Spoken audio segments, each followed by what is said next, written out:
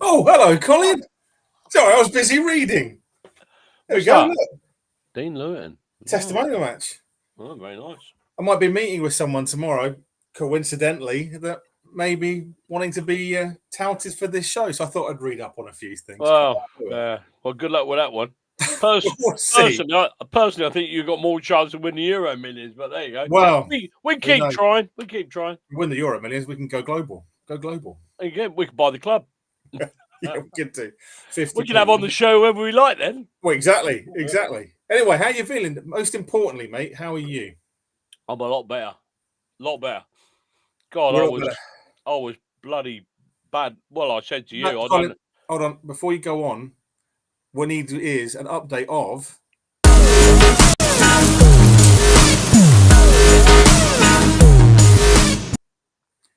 Because last week that was you. It was me. I'm a lot better. I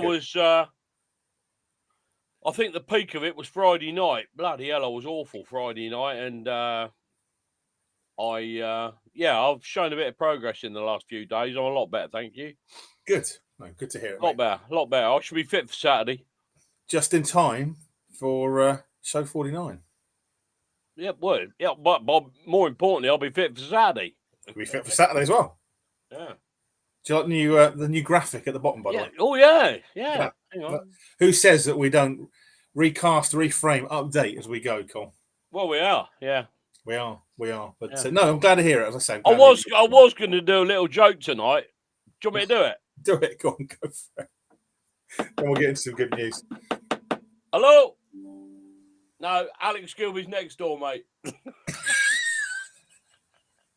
I'm saying nothing. What a bunch of idiots. We'll talk about that. We'll talk about that. We'll talk about that. But but I mean, before we do, and obviously we'll come on to some good evenings in a minute as well. But we've got quite a lot to get on to the show tonight, Cole. We have. I mean, I often think when you're losing, there's more to talk about. When you're winning, there's very little, really.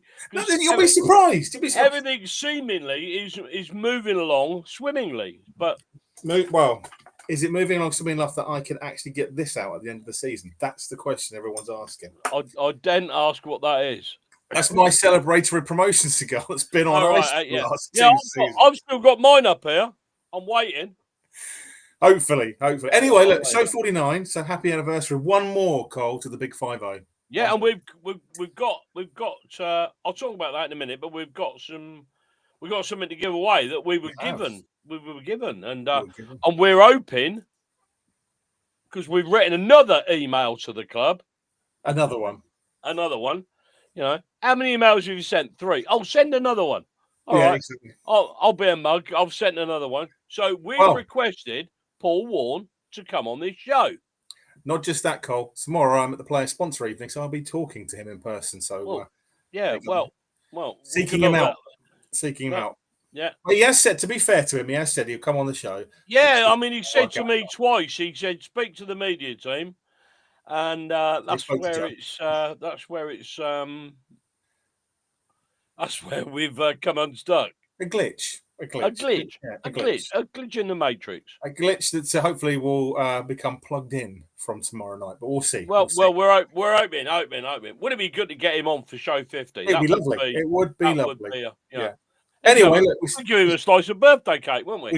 We could. Anyway, we're going to say a massive thank you to the Casbah, our main sponsor for every week. We wouldn't have got to show 50 without Kaz and his support. So we haven't got there yet, so don't speak. Well, give it time. There's still for another 7 days yet.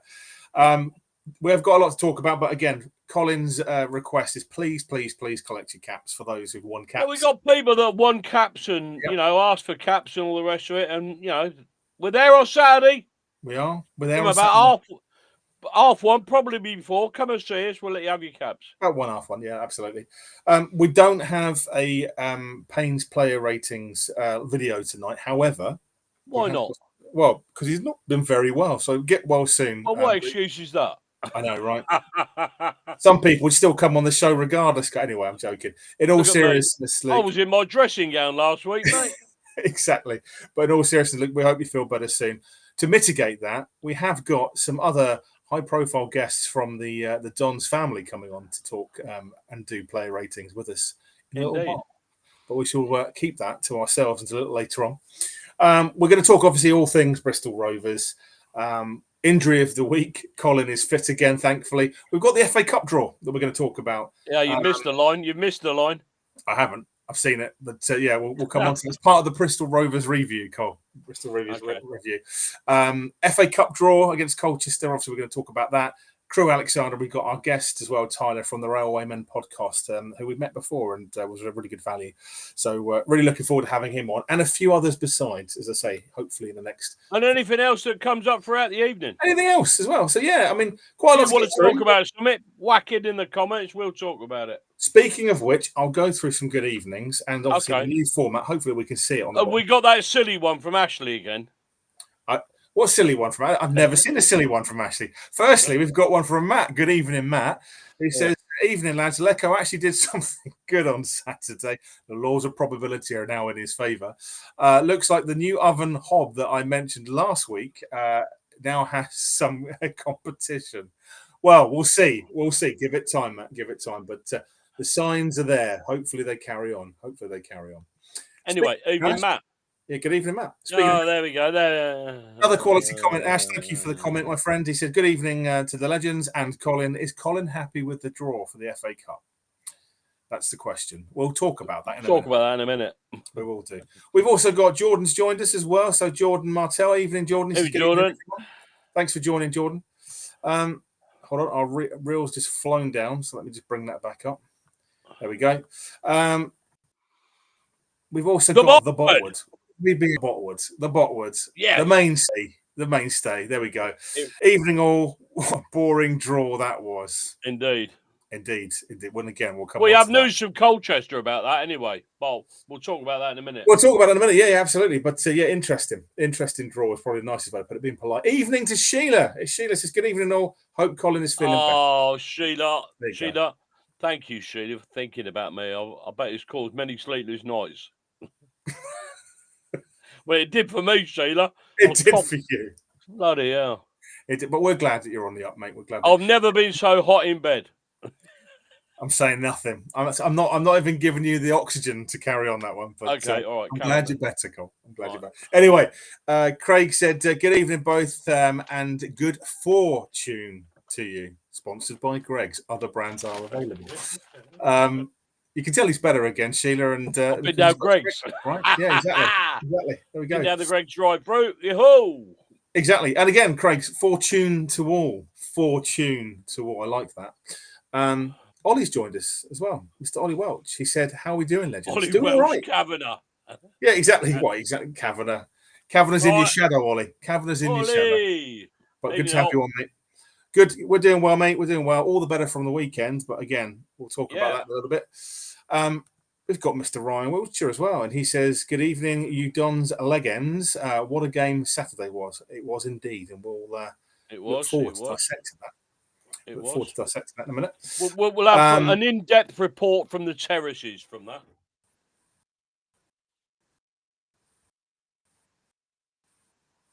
From the terraces. Yeah, on the terraces. Absolutely. Also got Miles as well. Miles has joined us. Miles, again, love the glitches on this thing. Miles said, "Good evening, I spotted a couple already. No, never mind. It's all new software, so we'll see where we go. Evening, Miles. Evening, Miles. Thanks for doing that. Arthur's joined us as well. He said, "Hi, lad. Have a great show." Thank you, Arthur. Nice to see you. There's an echo in here. We've got Chris Botwood back. For joining us. The Botwood, even what a win. Yeah, I know he said that. Am I living in another dimension? Oh. In and out, so I'm not really sure what's going on with you, but hopefully you're back with us in a second. I'm here. You're normal again. I'm here. I know, it kept freezing. Anyway. Russell says, "Good evening, everyone." Evening, Russell. Thank you for joining. Harry's with us as well. Harry says, "Good evening." We've also evening to you, Harry, as well. Evening, Karen. Karen's joined us as well. Karen, he's got his Greg's bag. He's got his Greg's bag. He's doing all right. We're all right tonight, Karen. We're all right. Yeah, exactly. Other brands are available. I'll keep saying it every time you show it, Cole, but never mind. Unless you're trying to get a sponsorship deal with Greg's. Anyway, Adam's joined us. Good evening, gents. Evening, Adam. Hope you're well. Hi, Adam. We've got Kerry Ann has joined us as well. She says evening also. Evening we like Kerry Ann, don't we? Kerry Ann always comes on and says hello. Always does. Always does. No, we appreciate everyone coming on and saying hello. We do appreciate everyone. We do. Grant's Grant coming Pulo, yeah. He said evening or evening, Grant. Well, I could sit here all night long just going evening. Exactly, evening. I know. Yeah. The roll call gets longer and longer, right, every week. Thanks, Karen. Karen's glad to hear you're feeling better. Nick is on as well. Nick has said, what player do you sponsor? So, well, I'll keep that to myself for now. Which Nick is that? I don't know. Could be any Nick. I know 2 or 3 Nicks. I know, exactly. There you go. But we'll take it from there anyway. Reese has joined us. He said, hi, lads. Mrs. is out tonight, so could enjoy it live rather than catch up, as Aidan puts it. So, who needs... Good stuff, Reese? who needs Unplugged player when you've got live? And again, thanks for joining us, Reese. Hopefully we'll get some more interaction from you as we go through the night. But great to have you with us live. Karen has said as well, see you on Saturday, Colin and Aidan. No, it says Auden. No, she corrected herself, to be fair. There you go. All right. Thank you, Karen. No, look forward to it. Yeah. And I think she's bringing her daughter as well because we've got the caps to give away, Cole. Yeah. Yeah. I'm looking forward to meeting the daughter. Absolutely. And Alan's joined us. Well, Alan, evening. Evening, and thanks for joining us. Alan. Arthur has started the first comment on the Facebook page. He said, I like the FA Cup draw. It's great. Really? Yeah. Yeah, there you go.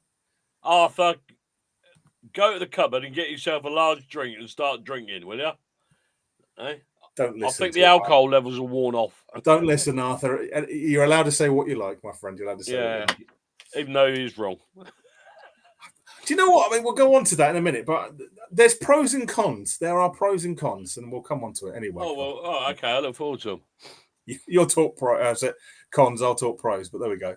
Anyway, as I said, Luke couldn't join us tonight because he's not been very well, which left us with a quandary of what could we do to actually engage about that fateful weekend 4-0 win away, because obviously shut the show down, I reckon.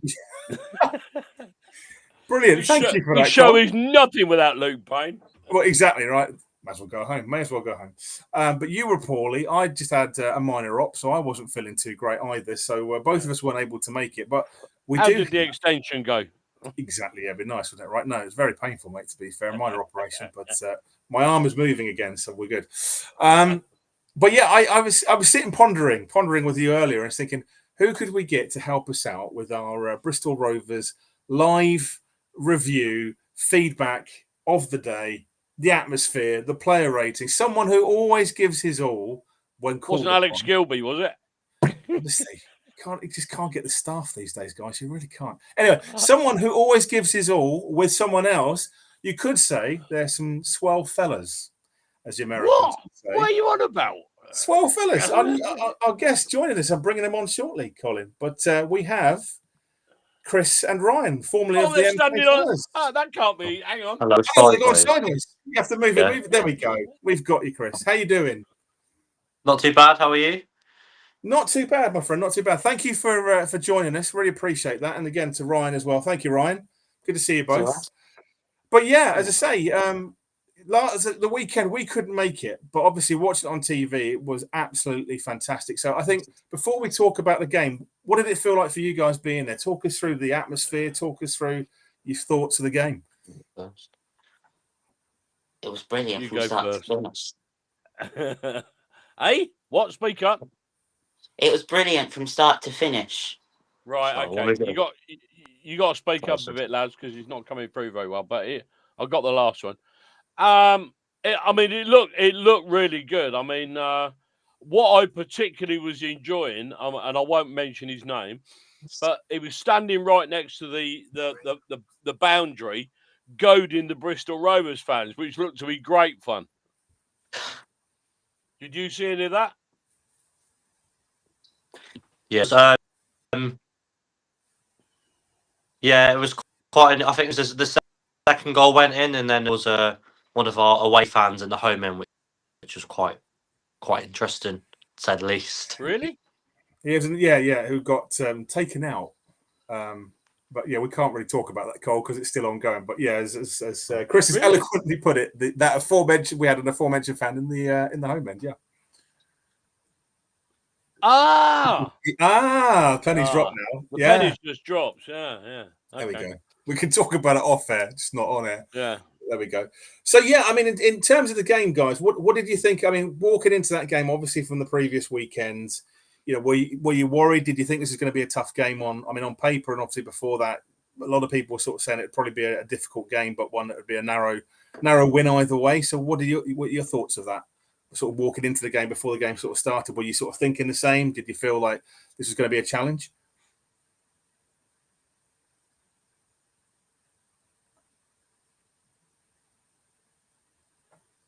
Speechless. I think we've lost Chris. I think we've lost the link, haven't we? We've lost the link. We've What did I think? Like walking into my caravan when the game was on. Well, yeah, exactly. We'll go on to us. Hopefully, we'll get Ryan and Chris back. I was nervous. We talked about it last week. I mean, if you remember, we spoke to the guy from Bristol Rovers. Name escapes me for the moment, and he reckoned there was going to be lots of goals in it. And although he did say a draw 2-2, he really thought that Rovers had a bloody good chance of getting something out of us, sort of thing. And it's definitely not, Matt. Anyway, thank you for that. And as we know, I mean, although the possession never really reflected it, I thought we were in control for most of that game. Yeah, I did. I mean, I thought from the start to finish, I was quite surprised. I know they had a few injuries, and we talked about that, obviously, but I was surprised at the dominance that we had from the kickoff, like you said. I thought we really controlled the game. I thought, particularly the midfield battle that we talked about last week, was going to be critical, and I thought we came out really. And we were told that Josh McEachran probably wasn't going to play, weren't we? Yeah. And he did play, and really and truly, can you remember him? Not greatly, Cole. No, there wasn't. No, it wasn't really. No, I mean, it was an interesting one because I just felt like, so the first half, I thought it was quite, there was only like a goal in it sort of thing, but I still felt it was quite a game that could have gone either way. It was really, for me, I think the first half was a lot closer than the second, personally. Yeah. I don't know what your thoughts were. Yeah, definitely. One thing that really, I mean, I don't know how intently you were watching it. I mean, sometimes when I'm talking to the guys in the cowshed, I'm sort of sitting there saying, have you noticed what's going on, sort of thing.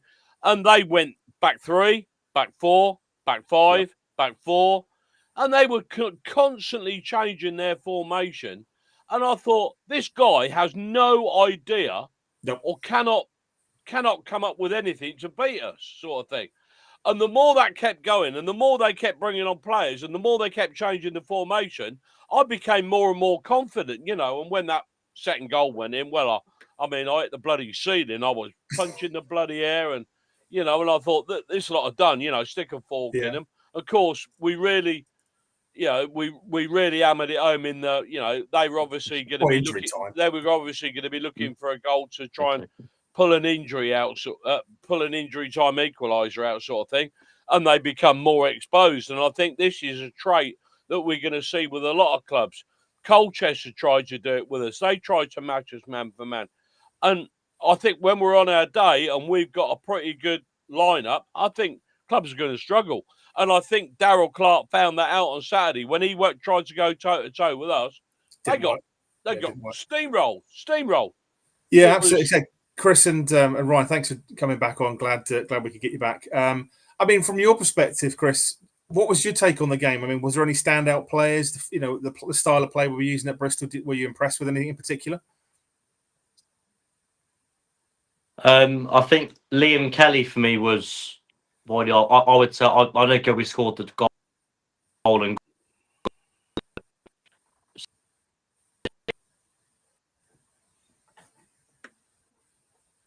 And we're struggling with the connection again. So we do apologise. We do apologise there.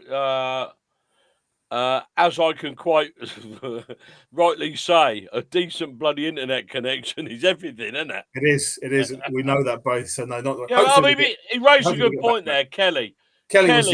Kelly, to me, I mean, he was directly involved in 3 of the 4 goals. On the 4th one, he weren't on the pitch. So Chris is right. Kelly was everything, and he was just like the conductor, mate. Waving the orchestra about, and I thought we were good value for it. I did. I thought, I think Kelly for the last few weeks has been a bit of I wouldn't say an unsung hero because we've recognised it, but do you know what I mean? No one's raving as much about him per se than they are with other players. Mate, let's look backwards. How long ago was it when Kelly got booed off the pitch? Well, exactly. It was anonymous last season. Nobody's booing him now. No, exactly. And me and you stuck by him, and we kept saying, "There's a player in there, and he will come out." And we also said that put some decent players around him, and you will see the best of Kelly. And I think with the likes of Collar, Gilby, Patterson, Mendes-Lang, Rush, and behind him, Ekpiteta, Maguire, Offord, Mellish. I think you're seeing the best of him. Absolute best of him. And it can only get better, in my opinion. Yeah, I mean, to be fair, I think for me, and again, as good as he is, and don't get me wrong, the whole team was fantastic. I've been really, really impressed with Maguire since he's got the opportunity to get back in the team. Yeah. And really has hit the ground running, Cole. Really has hit the ground running. Yeah. Made an impact last week with the goal that, but he had the impact for that. He had the goal this week as well. So it's going to be interesting when we've got a fit back line to choose from. You've got Sanders, you've got the Colonel. Yeah. The Colonel's waiting in the wing. This is a good one. The Colonel's waiting in the wings. You just can't get this stuff. Honestly, bless you, Cole. I had a KFC for dinner, actually. There we go. The Colonel's in the wings, mate. He is. But no, this is what I mean. That can only be good for the team. That can only be good for the team. And this is the thing, right? It's like you would have probably thought 2 or 3 weeks ago it picked itself because form, it wasn't great. People were coming in like, say, Jack was phenomenal. Now that you're getting some of those performances from people that have come in and grabbed the opportunity, I think it's a real headache for Paul Warne when everyone's fit, because it's like, how do you keep everyone happy?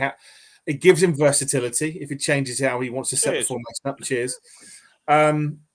But yeah, I mean, for me, again, not necessarily man of the match, but Maguire's really impressed me in the last 2 games, and I think that is exactly the opposite. And I know obviously Matt's talked about Hogan, and my feelings on him, but when I talk about when you get an opportunity to get back into the team and you're grabbing it with both hands, you've got the right attitude. That there, straight away for me with Maguire, shows you exactly everything that is right about seizing your opportunity, personally. Would you say that's about the best performance we put in this season? It's a tough one because Cheltenham at home was good, but then Cheltenham was poor. I mean, they were poor, not us, obviously. They were poor. Cheltenham were poor. Bristol Rovers only conceded 3 goals at home this season. Exactly. And they chipped 4. Yeah, and I think for me, away from home, putting on a performance like that, I mean, again, not the goals. I mean, the goals, sort of, a few of them came quite towards the very late in the game, but I didn't think it flattered us because I thought the fact that we put so much effort and the ability. Some of their fans seem to think it flattered us, and I didn't. Because, I don't. Like I said, I'm going to go back to it. When we went toe-to-toe with them and they had to try and match us on the park, they were left, you're back online.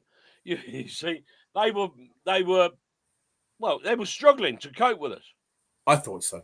Anyway, sorry, Chris, you were talking about Liam Kelly, and again, we were just saying, absolutely agree with you on that. What sort of, looking around the squad on Saturday, what were the sort of standout moments for you, all the standout players? I think back now, so third time shot. Liam Kelly for me was the standout. So there's a kitten in the back. I apologise for the noise. I think ever since we've moved to this sort of 3-5-2, as you put it at times, I think the fact that he's got 3 defenders behind him rather than just the 2 centre backs helps him out quite a lot. I see him moving the ball around the back 3, moving it to the wings. He's getting himself forward. He got 2 assists on 3 goal involvements on Saturday. So he's really become the player we thought he'd be when we bought him from Crawley last year. So I'd say him and Gilby were my 2 outstanding ones from Saturday, definitely. And speaking of, sorry, Cole. Say, Chris, of previous dons, obviously Ellis Harrison, McEachran. What was your thoughts on them? Poor Teddies. I think McEachran, he didn't really get in the game. I think we closed him down really well.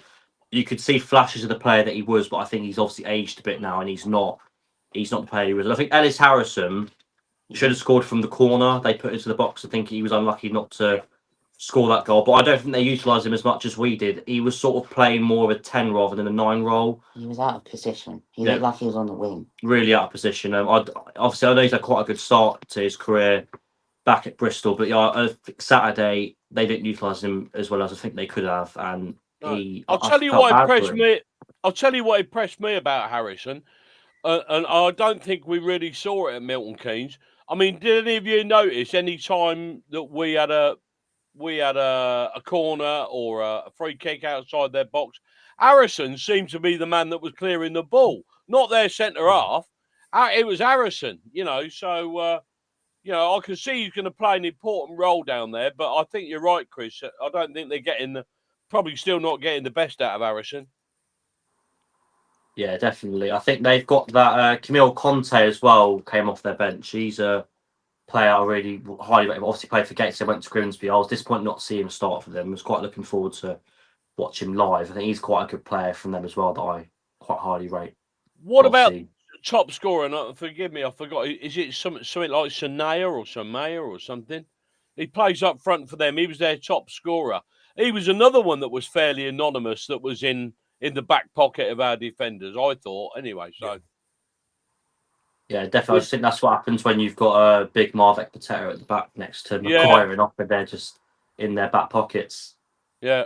And we're saying, Chris, when you and Ryan were off with the internet, but for me, I think Maguire sort of really has grabbed his opportunity and really impressed me last few games. What's your take on Maguire? If you're worn and everyone's back fit, who you shifting, who you moving, what are you doing with that back line? Don't change it. Keep it as it is. Yeah, I'd agree with that. Never change your winning side. No. At last Saturday, the home game, I brought my old boss to the game, and his comments on Maguire was he's better than Harry Maguire. It wouldn't be hard, would it? Yeah. I think as so you would bring the Colonel back in. I think it's hard for him to come back in. Yeah. But we've got so good defenders. It's going to be hard to change the back line, because if you do keep changing it, then it might stop the consistency that we've been begging for the last year to have. 100%. What do you see as the best back line, though? I mean, again, when everyone's fit, do you see what we've got currently? Do you feel that there's things that can be moved around as the season goes on, ultimately?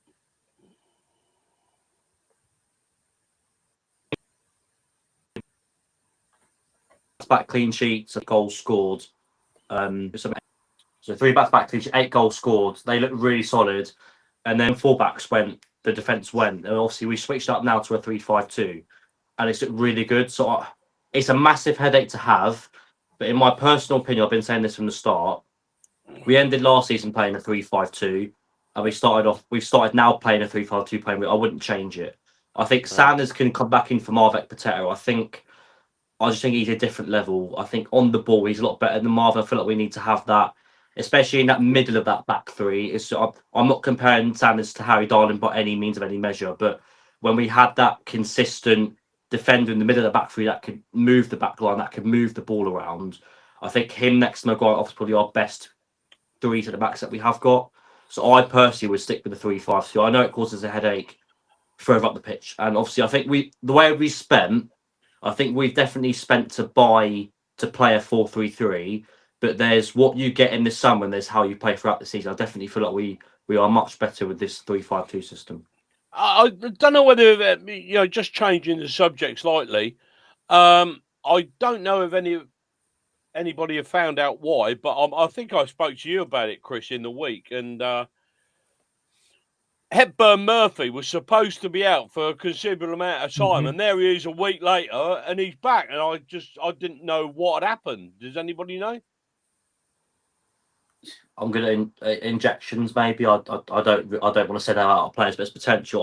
What I'm hoping it's not is I'm hoping that we haven't done what we've done with players before, and we've gone, they're sort of fit, we'll rush them back. Obviously, no pun intended because of his name. But he's come on and scored. I'm hoping we don't walk into Saturday and he's not on the bench, because I think that's the last thing. I was saying to Ryan the other day, I feel like when we switched to this system, we've started playing well because of the system change. It's not as if we've had an influx of players that have come back in from injury. We've just taken what we've got and moulded it around to change it, which I think is really good in terms of our squad depth. But sorry, back to your point, Phil. I think it was either a masterstroke from Paul Warne or the scam wasn't as bad as he thought it was initially going to be. Yeah. And he's taken the risk, and hopefully it pays off, because I don't want to see him out for a prolonged period, because I think that'll just give us more headaches as it is. We've already got Collins, and I don't really care about Hogan, but we've already got Collins out for another month or so. I don't want to add another one to that list. I mean, Chris, what did you think? I mean, we sort of said this the other week, that with Hogan going out in the warm-up, we were sort of forced into a change. And do you think there's any element that Warner sort of stumbled on a format, a strategy of how he wants to play the game? Do you think it's almost like falling into his lap, like, oh, bloody hell, we've discovered a way to dominate games, you know? It does feel like a little bit like that to me. It's a masterstroke of luck, and I can't remember last time I could say that. We've had a bit of luck. But no, definitely, I think I wouldn't wish injury upon any players. You know, obviously, I don't rate Hogan. I think he got that goal against Shrewsbury. Obviously, I'm always happy to prove him wrong, but I think it's good that it did happen. So we stumbled across what we have. Obviously, we played a 3-5-2 against Shrewsbury, so Paul Warne knows. He knows the system and knows how he wants them to play. And I was saying this to Ryan again. I think with the formation, I think it would be nice to see us switch between both of them when we do start playing all the players back. But at the same time, if you're playing one system 1 week, one system another week, it could confuse the players. But yeah, we stumbled across something that works, and yeah, it's either that or Paul Warne's an absolute genius, and Hogan was always going to get injured, but you don't know. But it's worked out, and I'm not complaining one bit. No. Well, he had a number of ways he could have gone, though, really, wasn't he? Because losing Hogan, you'd have thought he'd have gone for a more attacking-minded player, but he decided he was going to go Maguire. So, you know, with a measure of that, you'd have to say a little bit more defensive. But it's worked, hasn't it? It's absolutely worked. I'd kind of, I don't say disagree, Cole. I would kind of argue you've kind of got the best of both there, because you've got him in defence. He's taken an opportunity, but he was, you know, in the mix for that goal last weekend for the first goal. He was in the mix and got his goal this weekend. So you've actually got not only a defender but an attacking threat in the last two games. He's actually got an assist, if you like, and one in the back of the net. So I think, to Chris's point, and like I said to you, I mean, I don't wish anyone ill, even if it is Hogan, but That's not fair. I will be telling him at the play of the evening tomorrow if he comes near me what I think of him. But yeah, I mean, make sure you video it. I will do. I'm sure it'll go viral if that's the case. But I just felt like, again, having Maguire in there, it reminds me, and same as Chris to an extent, not the exact. You can't carbon copy these things, but the Warren O'Hora, the Harry Darling sort of effect, where you had that defensive ability, but someone going into the other end of the the field and putting it away. Harry Darling used to do that. Warren O'Hora used to do that. We haven't seen it since then, really. To see Maguire come on, you need the involvement of defenders to score goals. You need defenders to score goals. And I agree with Chris on the Ekpiteta thing. I really like Marv. I think he's brilliant, but I just think that again, when it comes to the Colonel, he just offers a cut above, and he's an aerial threat in the box. He's a dominant threat, for attackers. I wouldn't want to play against him. Him and Maguire and Offord, I think, are personally at the moment probably our three best. That's my take on it. I think Marv's are there or thereabouts, and again, it probably depends on the game and who you're playing. You might want to change certain things up depending on that. I think it's really difficult to change a back line or a winning team, and I'm loath to do it. I think there will be opportunities. Things always happen. Obviously, these things, there'll be injuries, there'll be reshuffles across the season. But I think for me, Maguire, Offord, and Big Jack are the ones that I would have personally. Which is a shame, really, for Big Marv, because he ain't done nothing wrong, has he? He hasn't done anything wrong. And again, it's not because he's a bad player, but this is the beauty of having players fit. It gives you a headache, and it's a good place to be. It's a really good place to be. But there again, if you've got options like Big Marv or on the bench, and you need to change a game up, and what a player to bring on. And I think a great example for me of that this season was when we played Barrow. You know, we had Namain on the bench, came on for Hepburn Murphy, and was an absolute, diamond just coming on and changed the game. Yeah. So that's what I think we've been lacking. We've been putting out.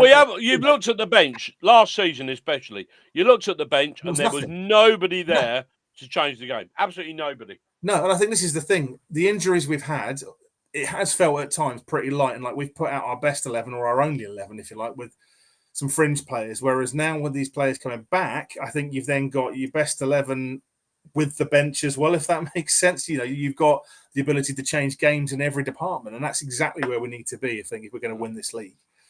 Anyway, sorry, go on. I want to change the subject a little bit. A little bit. I don't know how much of you all. I mean, I sat and watched it, but somebody said to me, "Oh, there's a good interview from their manager. Josh McEachran was on there. Obviously, it involved the Bristol Rovers media team. And then I watched the Gas podcast after the game. And do you know what struck me? And I think it's a bloody disgrace. Not one of them mentioned us. No, but they never liked us, Cole. No, but they never mentioned. They never gave us. I mean, normally you get a thing saying, "Oh, the opposition manager will say, oh yeah, and they played well and all the rest of it." And I just don't think we matched their quality or anything. There was not one bloody word from them. Not one word. I thought it was shock. I thought it was poor. Amateur. It is. But that's the sign of a crass team, as I call it. You've got no class if you're going to do that. I didn't realise. But I mean, again, Ryan, you were down there as well. I mean, I've felt it before when I've been down to Rovers away, but I've always felt frosty atmosphere from them, irrespective of what gone on. We never seem to get a very warm welcome from their fan base. How did you find it on the day? Was it pretty rough? It was my first time in Bristol Rovers ground. I felt the fans a bit hostile, but it is. No one likes us, but we don't care. 100%. I think 100%. No, well, no, you're right. In terms of Bristol, I quite enjoy that actually. Go on, Chris. Sorry. I think in terms of Bristol, Aidan and Quadden, they should have delayed kickoff. I think that might have helped them, and they should have knocked on the wrong window in that. Obviously, that TikTok. That was a bit of an error, wasn't it? It's just funny that both the last two times we've been there, something on top. Yeah. That's just what I find funny. I've not wanted the stewards. What was that about the late kickoff? That was some last time we went there when Max Dean, my ace a penalty in the second minute, and then Max Dean obviously got that 2-0 win. Yeah. Just funny. So yeah, I'm not wanting their stewards by any means, but I don't think their stewards were particularly welcome. Obviously, we've had some horrific ones in the past, but they were a bit aggy, I'd say, is probably the word to put it. Weren't particularly welcome when we came through the gate, and they just didn't seem very welcome overall. But that's just a small thing on my part. Yeah, the stewards were awful. Didn't really help the way. Yeah. Yeah, there's two in this flat.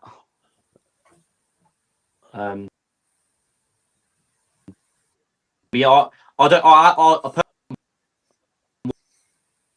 really watch the opposition stuff unless it's on occasion. But I don't think that Akron, a former player of ours, and even not to mention us, is a bit far. They're not. You see it with Paul Warren, isn't it? In his interviews, if we lose or we draw, no matter the result, he will mention the opposition and he'll give them respect their due. I just feel like we don't get that back sometimes, and especially after you've been beaten 4-0 at home, like you'd be a bit more respectful to the team that's just come to your place and trash you up back to this point. Humiliated you. So right words to use as well. Definitely. Yeah, it's an interesting one, isn't it? I mean, again, it's like I think the last few times we've been down there, Cole. Again, it's always been quite a heated atmosphere with Bristol Rovers. I don't quite understand if that's just at us or just at everyone in general. They seem quite anti us, and I don't really know why. It's an odd one. I mean, not everyone. Don't get me wrong. Were they one of the teams that really stood by AFC? I know Pompey did, didn't they? Yeah, well, that's changed. That has changed. I mean, again, I say that from that time I went to that FA Cup game and started some chants, as you well know. Anyway, you know, so I'll tell Chris and Ryan that story at Saturday when I get a chance. But yeah, when I was down there, and again, I spoke to some fans. You talk about like people having sides and stuff like that. A lot of clubs you talk to have actually started to realise that AFC are the one with a bit of an attitude issue, and not just with us, but with other clubs. And I wonder if that's the same with Bristol. If there's certain clubs that have got a negativity towards everyone, or particularly, aggro, that starts to get banded around, and it gets known about. And I think that's something. I don't know whether it's us as Chris and Ryan is like, no one likes this kind of thing. We get that a lot, but I do wonder if it's just us. I mean, as I say, I'm not going to ban everyone in the same breath, because there are some really lovely and good people, Bristol Rovers fans that we've engaged over the years, who've been really, really good to us. And the guy we had on last week Wednesday was brilliant. But it is an odd one. It is an odd one. And yet you go to Bristol City and you get the completely opposite. So it is what it is, right? Forever in Bristol City shadow. That's pretty much what it is. Maybe it's a chip on the shoulder issue. Who knows? But yeah, I mean, again, overall, if we go back to the game, I was really impressed. I didn't expect us to win it by as many goals. I mean, when we got to like two goals, and I was like, yeah, okay, I can take the 2-goal. We'll nick it with that, job done. And then it was just like, what's going on? And again, it was just like, I felt like they just collapsed in that like last few minutes. It's just like they gave up. They were losing. Well, I don't think they so much gave up, but like I said, I think they tried to go toe to toe with us to try and get a point out of the game, and then found themselves they just lost badly wanting, didn't they? I mean, they couldn't match us. No, but this is the whole point. The whole game, they were changing formation, and Clark didn't seem to really know how to respond to substitutions. So I just feel like it was desperation to me. It was like, of course you're going to try and push for a draw if you're behind at the end. But, again, it came unstuck. And I don't think the score flattered us at all. I thought, we were value for that, across the whole game. If you look at the effort, look at, the style of play, look at, the ability that was being displayed during the game, I think, we probably should have had more in the overall normal time, if you like, for want of a better phrase. But I'm glad we got the 4. Again, we've had a few difficult results where we've had that, a few losses and stuff with the goal difference may come down to being an important factor at the end of the season. Yeah. So if you can get 4 goals away from home, you've got to take every chance you can get, Cole. Indeed. Anyway, look, I'm conscious the time is a knocking on. So before I say goodbye to you two lads and bring on our guest from Crew, I want to ask you your opinion of the FA Cup draw. Dire. Awful. Yeah. Well, if it's any consolation, I spoke to a guy that's a big Colchester fan, somebody who's been on here before, and he said that was exactly they said the draw came out and they went, oh, shit. Yeah. Is that it? It was, I could have thought of 70 or 80 teams that were better than that, but that was awful. But like Russell said earlier on in the comments, I noticed, at least we haven't got to go to AFC or anywhere like that, so that's a bonus. So. But no, I thought it was very poor.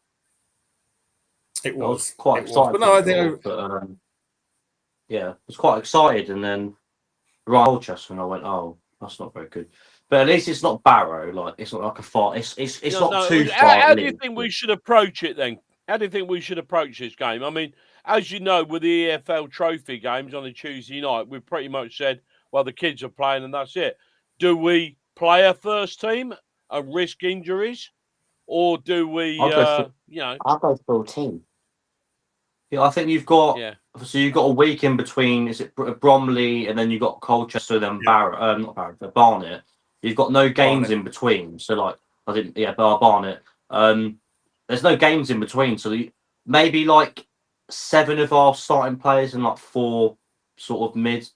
I'd expect Collins to be on the bench potentially for that game. I think he's quite close to coming back. But, I go 7-8 of the first teamers, and then have a couple of the trips fit, get him in. Potentially Lewis Burge on the bench will be I relatively strong, because what you don't want is to obviously have the Bromley game and then not have them play for 2 weeks. This is quite a long time, so I'd have relatively strong side. I think we're capable of beating them. We all know Jack Tucker will probably end up scoring like a 95th minute winner or something. Well, or Jack Payne. Did Jack Payne play for them as well? Payne, yeah. I mean, to me at the moment, Colchester are one of the most dangerous teams in the league. I think so. Yeah, I think so. The way what did they beat Chesterfield? 6-2 or something ridiculous. 6-2, 6-2 on the weekend, wasn't it? I think, 6-2. Yeah, and then they won again last week, didn't they? They did last weekend as well. Yeah. So, I mean, again, the Cowleys are no one's fools, Cole. I mean, again, when they went there, same as Lincoln, even to a lesser extent at Portsmouth, once they had the chance to sort of establish themselves and the sort of players they want to play and the methods, they're always going to be a threat. I personally think I've got a lot of time for the Cowleys. But, yeah, I mean, we'll come on to the FA Cup a bit later in the show. But, I mean, just was Chris and Ryan still here. But I think it was a good draw in some ways because it's – I mean, they'll probably be saying the same, but it's definitely a winnable game to get, and that's the whole point. I think you've got to put out a strong side. It's really the only cup that we're left in that, we've got a chance of progressing in. And I think that's what you want to do. If you can, for me personally, I don't want to pull a glamorous team in round 3. I want to pull small teams until the later stages. The further we get, the more, more traction it builds, not just for the cup, but for the league as well. You want, success breeds success ultimately. So, yeah. I think it's one we can win. It won't be an easy game, but I think certainly if we can get the... won't want to lose it, but it's how heavy he goes at it, I think. Yeah, I think so. But, again, there are far worse teams that we could have pulled. Again, I think it's a good draw. How are they going to play it? I mean, what's their priorities this season? What's their squad looking like? Again, that's all the things... Yeah, we're not thinking about that, are we? But, yeah, you're right. So we'll see. We'll see. Tell me if I'm wrong. But the last time we got to an FA Cup round 3, we were last in League 2. We were in League 2 before with Tisdale against Liverpool. Oh, so right. That's been a long time. It has been a long while. It has, and probably should have won that one as well. But I'm being biased. But there we go. We were good that night. But I mean, honestly, look, guys, thank you so much for coming on. Really do appreciate it. As I say, always a pleasure having you guys around. Appreciate the content, appreciate the support you've done for the Facebook page as well. The player reviews, Chris, have been phenomenal, and he's certainly given Luke a run for his money with those. But yeah, great to have you guys back on. We'll Colin and I will speak to you, Chris, on the weekend. But as I say, hopefully we'll have you both back on the show at some point again, and we'll talk from there. But other than that, look, just again, thanks so much, and look forward to catch up with you soon. Thanks, John. Thank you. All right. Take care, guys. Hey, boys. Cheers. Always a pleasure. Always a pleasure. Indeed. Anyway, we'll get on to the Colchester part because, again, just whilst we're going through it, lots of comments have been coming through, and I do appreciate we'll try and read some as we go along, but obviously a lot to get through tonight. But some really, really good comments I've seen, been coming up on the screen. So appreciate everyone's input as well as we're going forward. Cole, you were going to say something? No, fantastic. Okay. I'm eating, mate. Luca has given us again, Luca, I 100% agree. Please sell Hogan. I mean, I'd give him away, Luca. I'd give him away. But I don't think anyone would take him, to be quite honest. But there we go. I think there's going to be 2 or 3 got rid of in January. Yeah. I mean, so Grant's got Again, Grant, I think to your point, everyone's going to have a slightly different opinion on it. But I mean, what a nice headache to now have is a back line that is strong. Some great quality there. The fact that the injuries that we've had are, clearing up a little bit. I don't want to tempt fate. I'm touching wood as I'm saying that. I mean, I think it's really difficult to. We've said already about changing a winning team, but I mean, leaving Sanders out for me. I agree with Ryan. I wouldn't change the team. I wouldn't, but again, coming to Saturday, Sanders has got for me. He's got to be part of our plans if he's playable. That's just my take on it. Again, we'll come on to the crew thing in a minute. We'll just go for a few comments before we bring our guest on. Matt said Bristol Rovers are such a classless club. Yeah, it feels like that at times.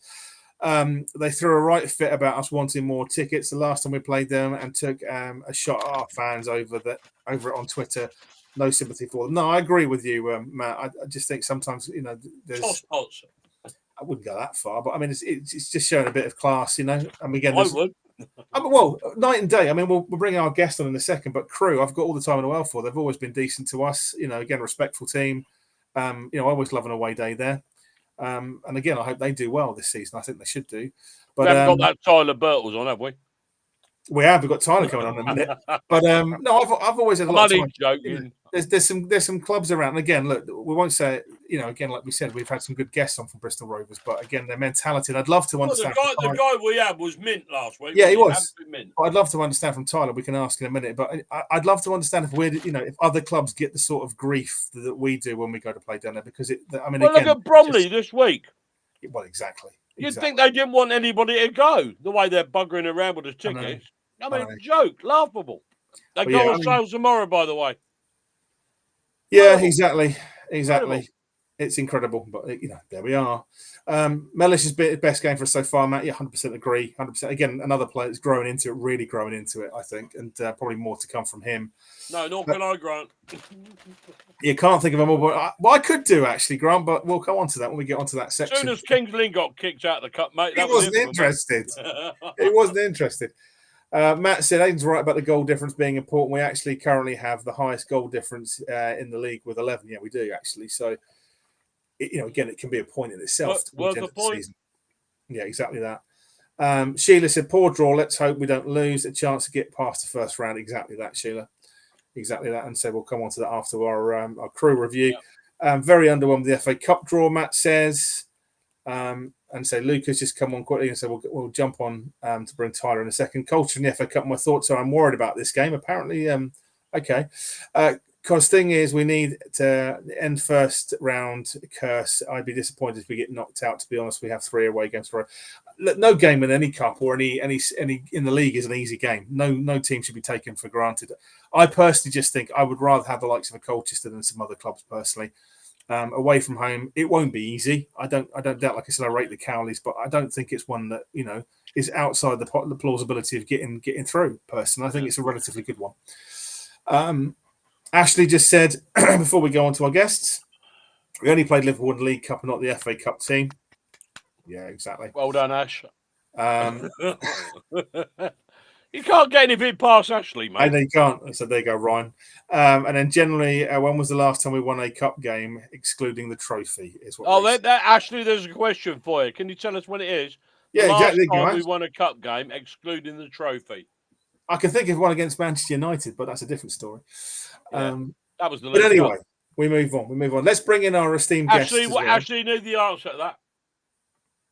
Yeah, let us know, Ash. Let us know. But I want to bring Tyler in. So we're going to talk about all things for the weekend with crew. But Tyler, thank you so much for joining us. Where is he? In the tunnel at Milton Keynes.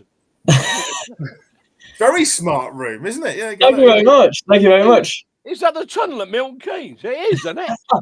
No. Everybody say what the hell's he doing in our stadium? Looks very professional. Anyway, look, Tyler, first thing first, thank you for coming on.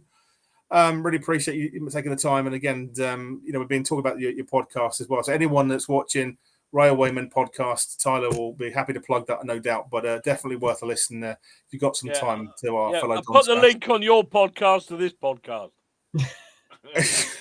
Bless him. But yeah, I mean, before we get into it, we were just talking about Bristol Rovers and we'll come on to crew. Do you guys get a lot of grief down there? I don't know if it's just us, but they always seem to be just a nasty group of individuals, to be quite honest. Arseholes, this is the word you're looking for. Personally, from our experience, I don't think they've ever kind of hated us in a way. So I don't know if that's just come down to you. Probably. Yeah. But I guess I'll have to look out for it when we play them. Definitely.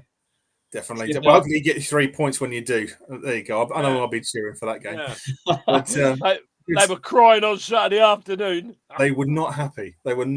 Anyway, look, before we get on to the game and the build up to that, talk to me, I suppose, Tyler, about for crew, what was the close season like for you after the end of last season? The ins, the outs, the expectations you had. How you're doing so far. If you're doing a school report card of crew, how are you rating everything so far this season? Mixed, to be quite frankly honest. In regards, if we go back to when we finished the season, the game against Tranmere, Lee Bell. It went all wrong for you, didn't it, at the end of the season? Yeah. I'm not trying to rub it in, but it did. No. The last few seasons we've really dropped off form-wise, and I think the only consolation there is when we got through to the playoff final at Wembley. But then obviously we lost to Crawley. That's the only consolation. Otherwise, the last few seasons we've been up and around there, but then the second half of the season our form just seems to just narrowly just plummet. It's terrible. But at the end of last season, Lee Bell came out and he was quite open in his interview post Tranmere, and he said that he knew exactly how he wanted us to play and what needed to be done. So quite a few movements in the transfer window. We saw some players that tend to like to be in the injured department more. They were out the door. And then, to be fair, with the recruiting that we've done to replace these players, I mean, obviously we had some crucial loan players go back to their parent clubs. But we've recruited really well, in my opinion. I think the squad is extremely talented. We've got a few young players. We've got senior pros to steady the ship in that You've sense. got a lot of young players, haven't you? Yeah. Yes, yeah. But I think that's where the senior pros have to step up and be mentors. Yeah. Obviously, we've got Mickey Demetriou at the back, who's a fantastic captain and leader. So I love him. I've always liked him. Liked him. Honestly, I think every fan base in the league seems to actually quite like him. I don't think I've met a fan base that doesn't actually rate him. He's an honest player. You know what I mean? He never leaves nothing in the dressing room. No. He's 100% art on his sleeve. You know, the blokes are... I mean, I said to you in the close season, if we were going to sign a centre-half, he's the sort of player I'd like to see. You know, really would. You know what you're getting. Oh, he's a top professional, and the more that I hear about him, like Lee Bell did an interview on our podcast, and he said about how Mickey will go in and training and make them breakfast and teach them how to cook food and stuff like that. And it's like he just goes above and beyond. He's just a fantastic guy, and he's a true leader. He's got so much passion and he's so much love for the club, and they're the types of pros that you want around these young players that are coming through the academy and the young loanees that we're trusted to have. So in terms of talent. Go on, Tyler. Sorry. No. Yeah, in terms of talent, this squad has the capability to do anything really.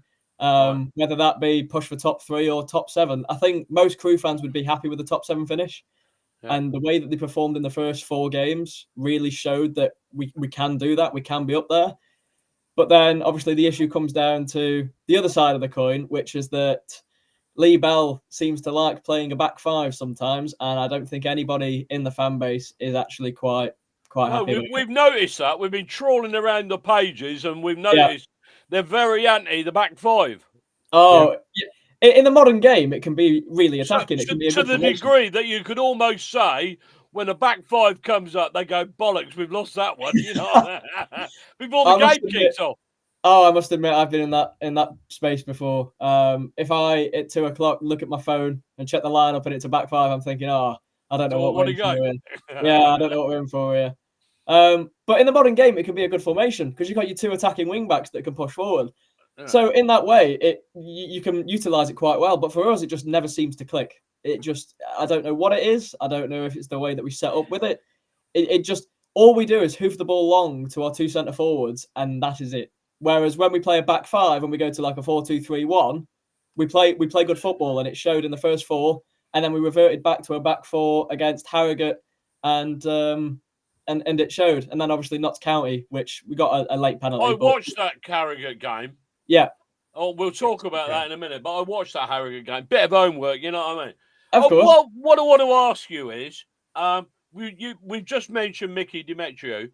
Yeah. What I think is going to be an interesting matchup on Saturday is Demetriou and Patterson. Yeah. Because Patterson, you may know him. I don't know how well you know him. He's a bastard.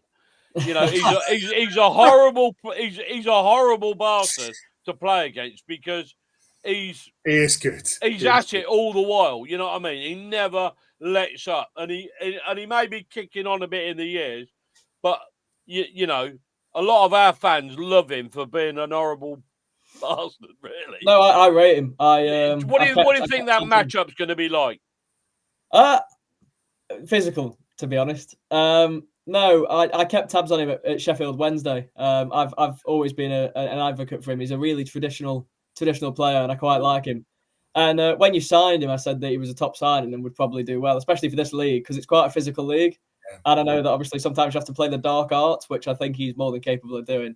Yeah. But more than capable. Yeah, of course. But the same goes for Mickey. I mean, he's got plenty of experience in the game. Yeah, that's why I thought it'd be an interesting matchup. Yeah, that one. Yeah, he's got in the PFA League 2 Team of the Season 2 years running. So there's a reason I'm not surprised. There's a reason why he's up there. So no, it'll be a really interesting battle. But then in the same instance, with you telling me how physical he is and how dangerous he can be, I would not be surprised if Lee Bell decided to go a back 5, which it's panic station. Even better. There you go. You'll be happy then. Speaking of players, anyway, we've got a question for you on the bottom of the screen, Tyler, and it's from Matt, and he just said, obviously Tommy O'Reilly, former Don, but he said, how's he getting on for you? He started well when he joined us as an attacking midfielder, but when he went to right wing back, he sort of fell off a cliff. So how has he fitted in with Crew? Have you rated him so far? Oh, he's magnificent. I love him. I'm a huge advocate for him, and I've said it publicly on Twitter that I think that he shouldn't be at League Two level after what he's displayed for us. Well, I watched him against Harrogate. Yeah. And my overriding impression was he was bloody everywhere. Oh, he is. And honestly, he never stops running. He's such a tricky player. He was unbelievable. Yeah, he's fantastic. We play him right of the front three, always down the right flank, and he's everywhere. He's honestly, he tracks back defensively, he gets forward, his technical ability is close to like the best in the league. I just think when he's on the ball, he's always going to produce something exciting, and we've seen that. I don't think the goals and assists that he's produced is a fair reflection of him overall, because if he carries on what he's doing, I don't care what them numbers say, because he is influential for us and he's crucial to us doing well. Well, while we're talking about former Dons players, we can't move forward without mentioning Emre Tezgel, who's becoming a bit of a star in the EFL Trophy. He's got 5 goals this season, 1 in the League Cup, 4 in the Trophy, including 1 last night, a penalty. Now, I saw he got subbed off. Now, was that tactical, or was that an injury, or they played Liverpool under 21s, in case you don't know, 1-2-0. So. Yeah, no, I watched the game. I'm not talking to you. I'm talking to everybody watching. Oh, right. So you say that, Cole. We got a question from Harry who's to Tyler about it as well. He just said he's surprised he hasn't pushed on a bit more since leaving us, to be honest. Because he hasn't really started much, has he? No. It's a strange one, Tezgel, because he's displayed the ability in the cups, like you've mentioned, and I think he's got a goal in every cup that he's played in this season. He's got 4 so far, hasn't he? Yeah. I mean, in the EFL Trophy, he's magnificent. I mean, to be fair, I think that's down to that we're playing a front two alongside Louis Moult, who's more of an experienced pro. I don't know if that formation suits him better, having a front two and having a strike partner, but he's flourished. Last night, he got a goal and an assist. The game before, he got a hat-trick and an assist. He's smashing it. He played in the Carabao Cup against Stockport, got a goal there. It's just in the league, it just hasn't clicked yet. But in my opinion, it's because he obviously hasn't had the game time to get comfortable with it. He's been there before with yourselves. He's bagged in this league. He's assisted in this league. He knows what to expect. But it's because Josh March has been flourishing. And sadly, but good for you, is he's got injured, and it's rumoured that he's out for 8 weeks. Oh, so he did his hamstring in the last league game, which wasn't great against Barrow. So does this mean Tezgel might start? Yes, I think it was a tactical switch to take him off at half time, give him a bit of match fitness. Yeah. Obviously got the confidence in him now with a goal and assist, so I can't see why he won't be playing against you. Against Liverpool kids. True, but you got to play what's in front of you, and if that's where he's getting the game time, then okay. God, Tyler, I'm going to test you now. Of course. What was the lowest shirt number Liverpool wore last night? My eyes were fixated on that a 36-year-old Jay Spearing was playing in midfield, and he was 71, so I couldn't tell you what number was there. 46. 46. Damn. Wow. Yeah. I mean, it's just a joke, really, isn't it? But I mean, like you said, some of them went up to 60 and 70, wasn't it? Ridiculous. I just don't agree with the format of the competition. I mean, there's money to be made for clubs. But the format of the competition, you're always going to see boycotts. It's never going to get any better until you change the format back. I've said, if you bring National League sides into it, it would be brilliant. It would be fantastic. Yeah. And the thing for me is, these under-21s players, if they're so good, they should be out on loan. They should be getting experience in football with teams lower in the pyramid. That should be how they're getting their experience. Okay. They shouldn't be having to play against us in a cup just because the format's been changed for their benefit. Yeah. And I don't know what your experience has been as that EFL Trophy. I can remember us playing Chelsea, and they had £45 million worth of talent on the pitch. They did, yeah. Absolutely destroyed us, which you would expect. And then the following round or following game they played in, and they had kids running around in diapers. You know. I mean, they absolutely screwed us up. Well, it's funny. Was it? I'm trying to remember. Was that Batshuayi was up front, wasn't he? Yeah, it was ridiculous. Absolutely mental. Yeah, I mean, we played West Ham the other night, and they had what was his name in goal for them? God. The Polish chap. It's gone out of my head now, Cole. West Ham goalkeeper. He was their first team goalkeeper. Oh, laughable. Yeah. And you're telling me they haven't got an academy player of about 17. If I was an academy player at West Ham, I'd bugger off. Because if that's the way you're going to treat it, it's a joke. But it was like Everton under 21s. They had 4 first teamers against Bradford yesterday, but luckily Bradford did them over 4-0 and taught them a lesson. But they had 4 first team players in there, and it's like this competition is meant to be helping your youth flourish. And it was like us yesterday. You've got 36-year-old Jay Spearing in midfield, and I know that he's kind of a player coach type thing, but if I'm a midfielder sitting on the bench for them, I'm wondering my spot's been taken from him. I should be an old age pensioner. Yeah. Fabianski. Cool. Fabianski, yeah. Fabianski was in goal for West Ham. Laughable. Crazy. I mean, our commentators were continually taking the piss that Fabianski was in goal, saying, it's good that they're giving him a chance and, at his tender age and all that sort of rubbish. Well, so speaking of, I suppose, homegrown talent, Tyler, as well, obviously for Crewe, you've got, forgive my pronunciation, but you've got your midfielder, is it Callum Agius? Is that how you spell it? Pronounce it? Oh, there's a load of pronunciations. There's loads of people that say it different places. I say, there's Agius, Agris. Agius. Yeah, but I mean, again, like 20-year-old breakthrough season. Obviously, Welsh under 21s. How have you rated him this season? Speaking of homegrown talent and like players coming through. To be fair, he kind of broke through slightly the season before. I know that we played Port Vale in the cup, and we brought him on in that, and I really like the look of him. And then this season, he's really like buckled down, and he's proper made a breakthrough. And he's another one similar to Tommy O'Reilly that seems to have a really good like technical ability to him, and that's obviously been picked up by Wales. Obviously, he needs to work on the final third a bit, but that's going to come in time. I mean, it's his breakthrough season. You can't expect him to set the league on fire, but with what he's produced so far, it's a brilliant breakthrough season, and there's no reason why he won't be probably the top contender right now for Young Player of the Year for us. What about, I say, you've also got Lewis Billington and I think Tom Booth, the goalie as well, haven't you? So how have they been? Yeah, Billow's been in and around the first team for the last few seasons. Never really got the chance to be a starter, and then with the departure of Ryan Cooney in the summer, he's taken the reins, and that spot's his to lose. He's a calm head.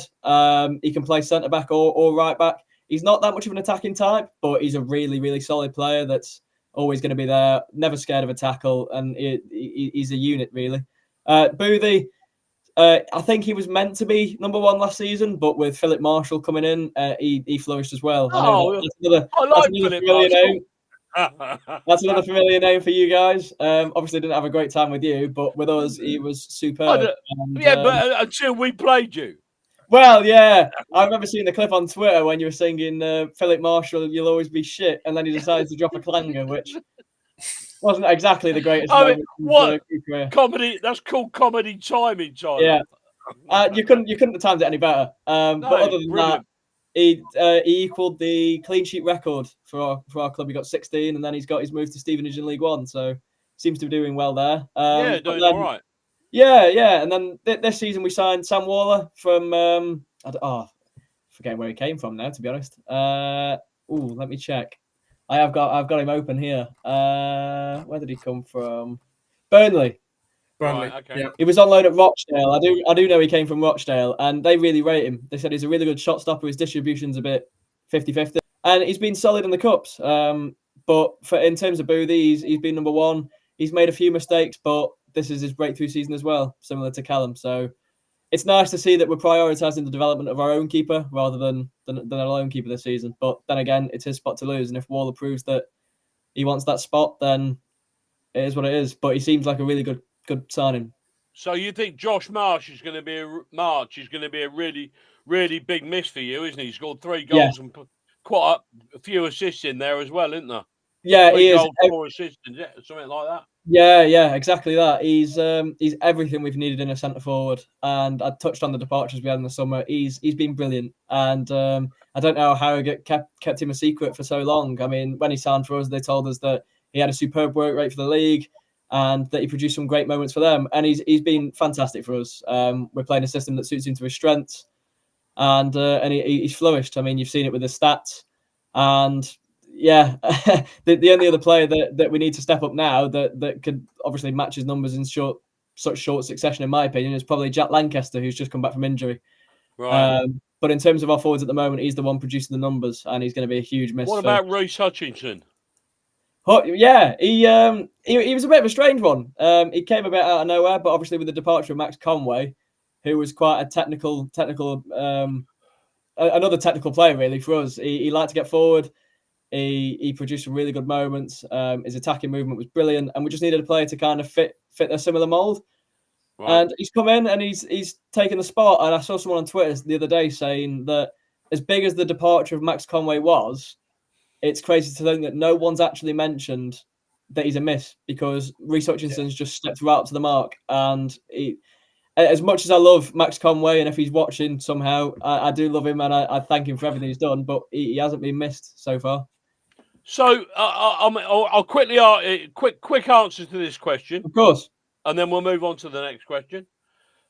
We're pretty pissed off that we've drawn Colchester in the FA Cup. Yeah, you're home to Doncaster Rovers. You're not happy? Oh, it's crap. It's crap. we never get good first round draws. They're crap.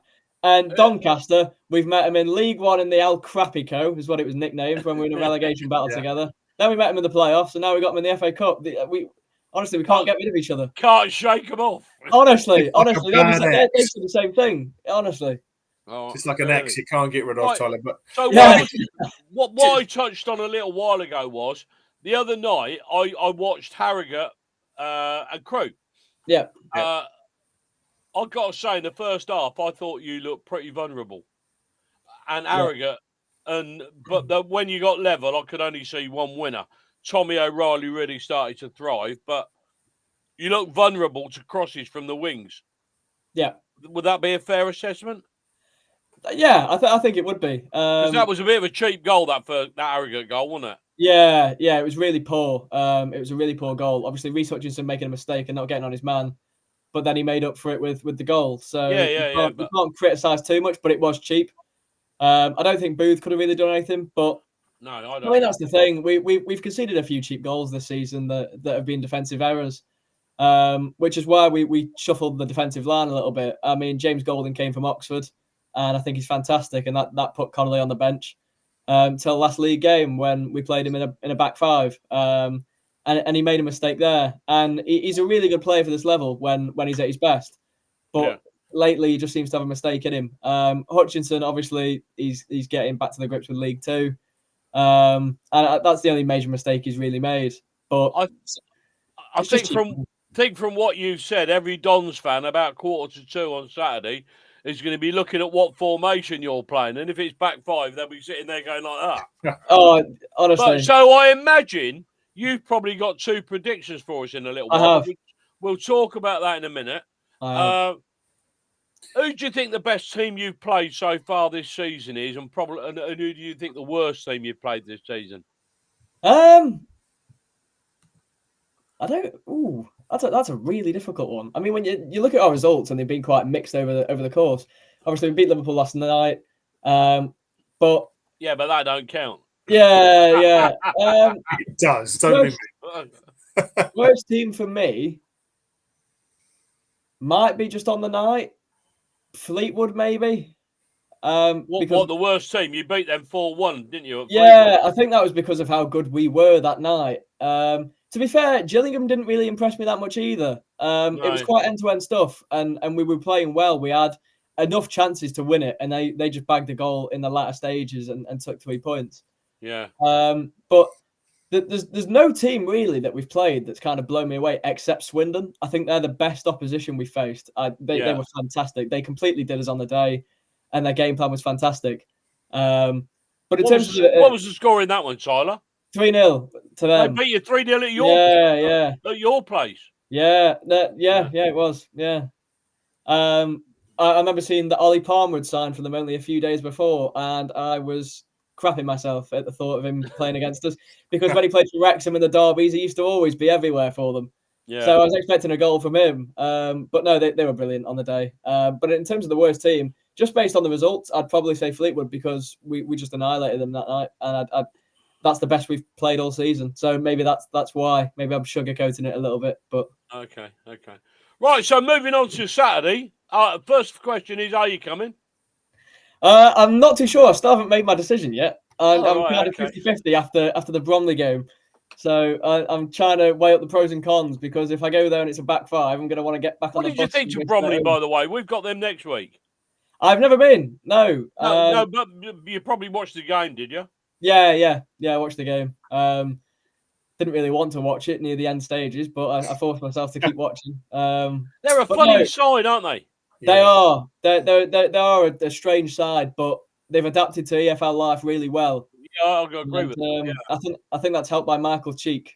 Yeah, he's you take him out the side, and then how is he still there? How is he still there? I don't know, mate. I don't know. I think it's his age. I think it's his age, and in terms of the move as well, there's not many clubs that would want him. Obviously, local clubs to him down south. You've got like Leyton Orient and stuff like that, maybe. But I think it's just his age. I think he might have settled and he's happy there. But he's unbelievable for the level. I think he's fantastic. Yeah. I mean, speaking of the weekend as well, Tyler, obviously coming into this game, what's your thoughts on, having, I suppose, view from the other side, literally, but, what you've seen of MK Dons this season, how have you rated our season so far? Have you been surprised with the sort of, I suppose, the dip or what you've seen, and also with the players we brought in? Have you been anyone there, that's really stood out for you other than Patterson, I guess? And we've had a lot of excuses, by the way. For me, obviously, there was no doubt that you're going to recruit well, and obviously, I'm totally not jealous, but you obviously had a huge budget for the league, so you were always going to spend well. But I think the recruitment that you've done with the money that you had available has been brilliant. I'm a big advocate for Mendes Lang, who was at Derby. I think he'll be a real good player for this division. I don't know how he's done for you, but when you signed him, I thought that he was in and out, really. I mean, one week he's been, almost unplayable. I mean, he scored an absolute cracker against who was it the other week? Gillingham. Yeah. Absolute brilliant goal. But there you go. Carry on, mate. Anyway, sorry to interrupt you. No. Yeah, so that was some good recruitment there. Obviously, I know it wasn't this season, but I'd look offered for us. I'd have him back any day, because I think he was brilliant for us. We utilised him more as a CDM, and I thought he was the best CDM in the league because he was unstoppable. Getting forward defensively, he was just an absolute rock for our team. And then obviously he went injured, and our form dropped. And I think he is one of the reasons why our form dropped, because of his absence. Yeah. Alex Gilby as well. I know that Bristol Rovers fans were like waking him up in his hotel room, but he soon paid them back. Yeah, he's a real good player for the level. And I'm quite scared to play him. To be fair, I think he runs the show in the middle. And well, actually, on Saturday it was Kelly that ran the show. Really, Liam Kelly. Yeah, I mean, he had a goal involvement in three of the four goals, and on the fourth one, he was sitting on the bench after being subbed off. So he rings a bell. Where did you have him from? Crawley. Yeah, that's why then. It's probably PTSD from the playoff final then. If I remember right, he absolutely run us ragged in the playoffs. Absolutely destroyed us. Yeah, he did. I mean, so the most embarrassing bloody aggregate score ever been seen in the playoffs. And then I think he led your lot of merry dance at Wembley, didn't he? Yeah, I mean, Scott Lindsay did some unbelievable work with them that season. And going into Wembley, obviously our form had dropped off and we scraped ourselves to the final. And then keeping track of how they did against you in the playoff semi-finals. And it's like, it's only going to go one way by the look of it. And you didn't want to think that way because you want to back your team. But they were the better team on the day, and they got what they deserved. So, yeah. Well, the way it's going this season, I don't think they'll be anywhere near the playoffs if they carry on the way they are. No, thankfully they'll be out the way, so they won't be able to touch us if we do get there. Yeah, we've got most of their good players now, so well, you can get in the autos then, because I'm not reliving that PTSD. So exactly. But no, I mean, so I know you talked about, before we go into the game for Saturday, I know you talked about like being in the top half of the table, Tyler, at the end of the season. But if I was to pin you down now and say, like, where do you think, like, a specific, actually where you're going to end up? Where do you think? Do you think like you're going to be 4th, 5th? Where do you see yourselves ending up? I know it's still early days. Yeah, he like that. When you said 4th, 5th, his eyes lit up. I'll take that now. It could be higher. I thought you would. I'll take that now. I'd snap your hand off for a playoff place right now. It's weird. It's a weird one because you ask any of our fans and they'll tell you that this squad is full of talent and they're hungry and they want to do something this season. They want to be successful. It's just the way that sometimes the management team seem to be going about the tactical setup just it seems to either isolate players, it seems to just not work and not click. And I get that we're going to have to change now and again to match the opposition, but there's times to me where it just doesn't seem to be working. And then the plan B as well, sometimes even switching it up in games just doesn't work. And I don't know if it's because the confidence is low from how we've set up initially. But then when you look at the games where we've set up with an attacking formation where we're playing to players' strengths and we're not shoehorning players into positions that they're not really best in. And you saw the first 4 games, we were up there, and I think we were top at one point for like 2 games. This team are capable of getting promoted. It's just how they go about things, and it's about confidence and just kind of getting that consistency. For me, a top 7 finish is what we should be targeting. In terms of what I think will end, I could not tell you a position, but I'm hoping that it'll be in that top 7 place. If not, it could be anywhere really. Well, at the moment, you're only 3 points off the autos, if it gives you any hope. So that's fine with me. If we can take a top 3 place, I'll be over the moon. Of course, if you win on Saturday, you leapfrog us. So yeah, exactly. So still plenty to play for. I mean, it's a tight league. Don't give up yet, Tyler. No, apart from top spot, I think it's still pretty close. Top spot. Yeah, I've said it all the time that League Two is a team. This is a funny league, isn't it?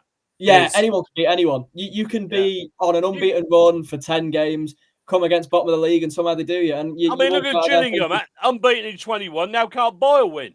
It's crazy. It's crazy how this team, and I think a lot of the team is on momentum as well. Like this league, you saw with Doncaster when they got into the playoffs, and they had that incredible unbeaten run. And it shows that you can go from thinking your season's over to looking for a place at Wembley. This league is so close, which is why I said I couldn't tell you where I think we're going to finish. I'd love to get autos. That's obviously the dream. Realistically, top 7 is achievable, but like I said, this league's open, and if you lose form, then your position will change very quickly. Right, give us your top 3 now. Then come on. Oh, you're going to be in there when you come back on later in the year when we're at your place. Yeah, we'll see how you got on. I think Walsall will do it finally, because they've been knocking on the door, and obviously their bottle last season, ours was overshadowed by them, so they did us a bit of a job in that sense. Our fall off wasn't really recognised, so I'd probably say Walsall. Looking at the table now, there's a lot of good teams in there. You know what? Ian Holloway, he really did show that he's got a good team going against us. So I'll do Walsall, Swindon, and MK. Not in that order. Could be in any order, but they're my top 3. You come back again, mate. They're probably my top 3. And then hopefully Crew in the playoffs and playoff winners and coming up with you. I think it's going to be brutally tight right until the last few games. Which is, for a neutral, it's brilliant. And it's a great advert for League Two, to be honest. But I think to Tyler's point, I've said it every single week, Cole, but anyone can beat anyone on their day. Oh, you have? We know that. Crew know that. You've said it so much, I'm fed up with it. Well, exactly. But it's true. It's true. And what annoyed me... You're right. There's a result every week that makes you go, what? Yeah. How the hell did that happen? And for me, you bet your bloody life on a result on a football coupon, and then it comes out and they've got stuff 4-0, and you think, how the bleeding hell that happened? Well, that's why I don't bet anymore. That was Bristol Rovers last week. Yeah, for me, I just get tired of hearing people sort of who don't know the league who go.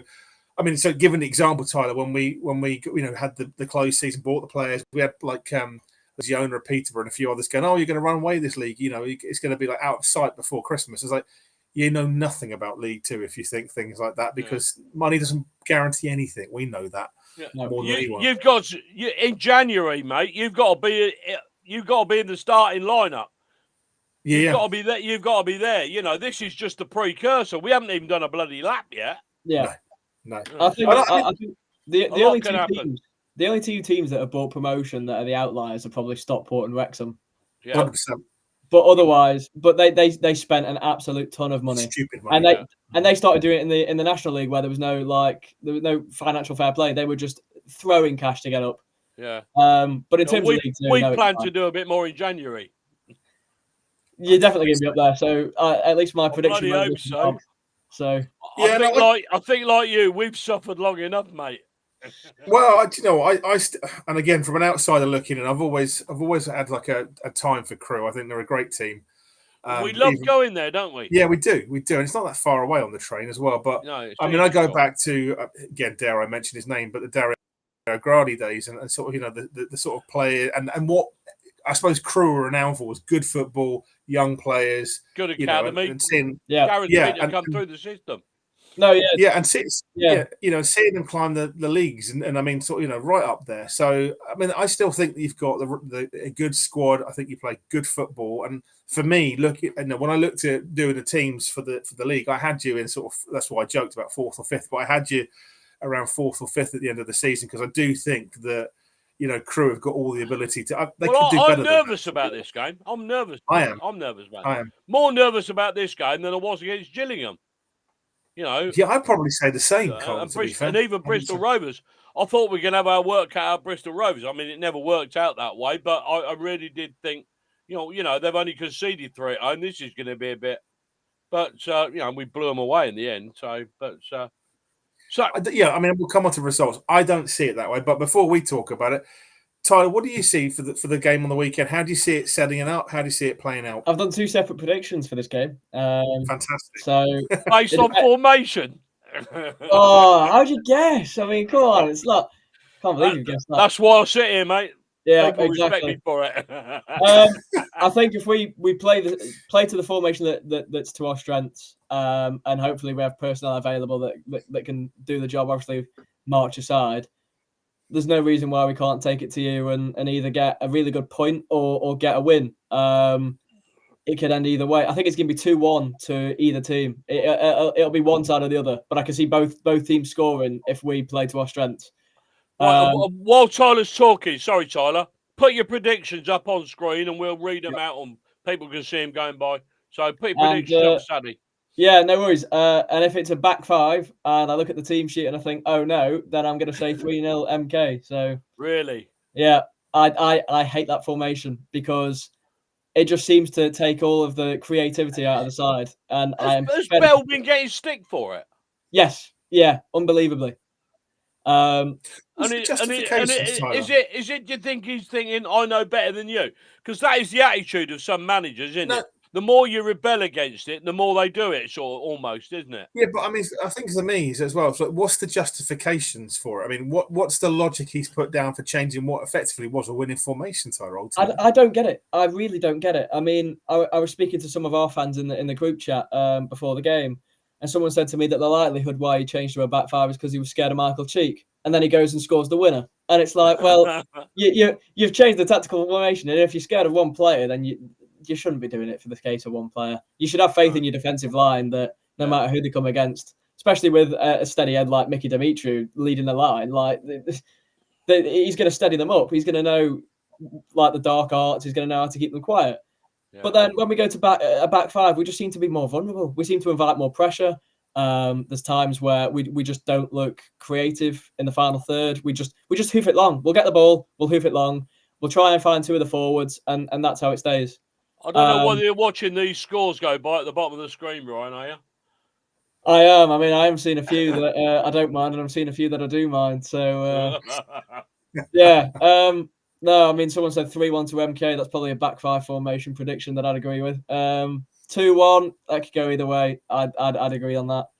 Right, okay. But no, it'll be a tough game. And I think if we do well against you and we play the formation I know will work and play a system where players can flourish, I think if we do well against you, then we'll have so much confidence because it'll show that these top sides that have recruited well, they've got a big budget, they're up there, they will be up there at the end of the season, we can compete with them.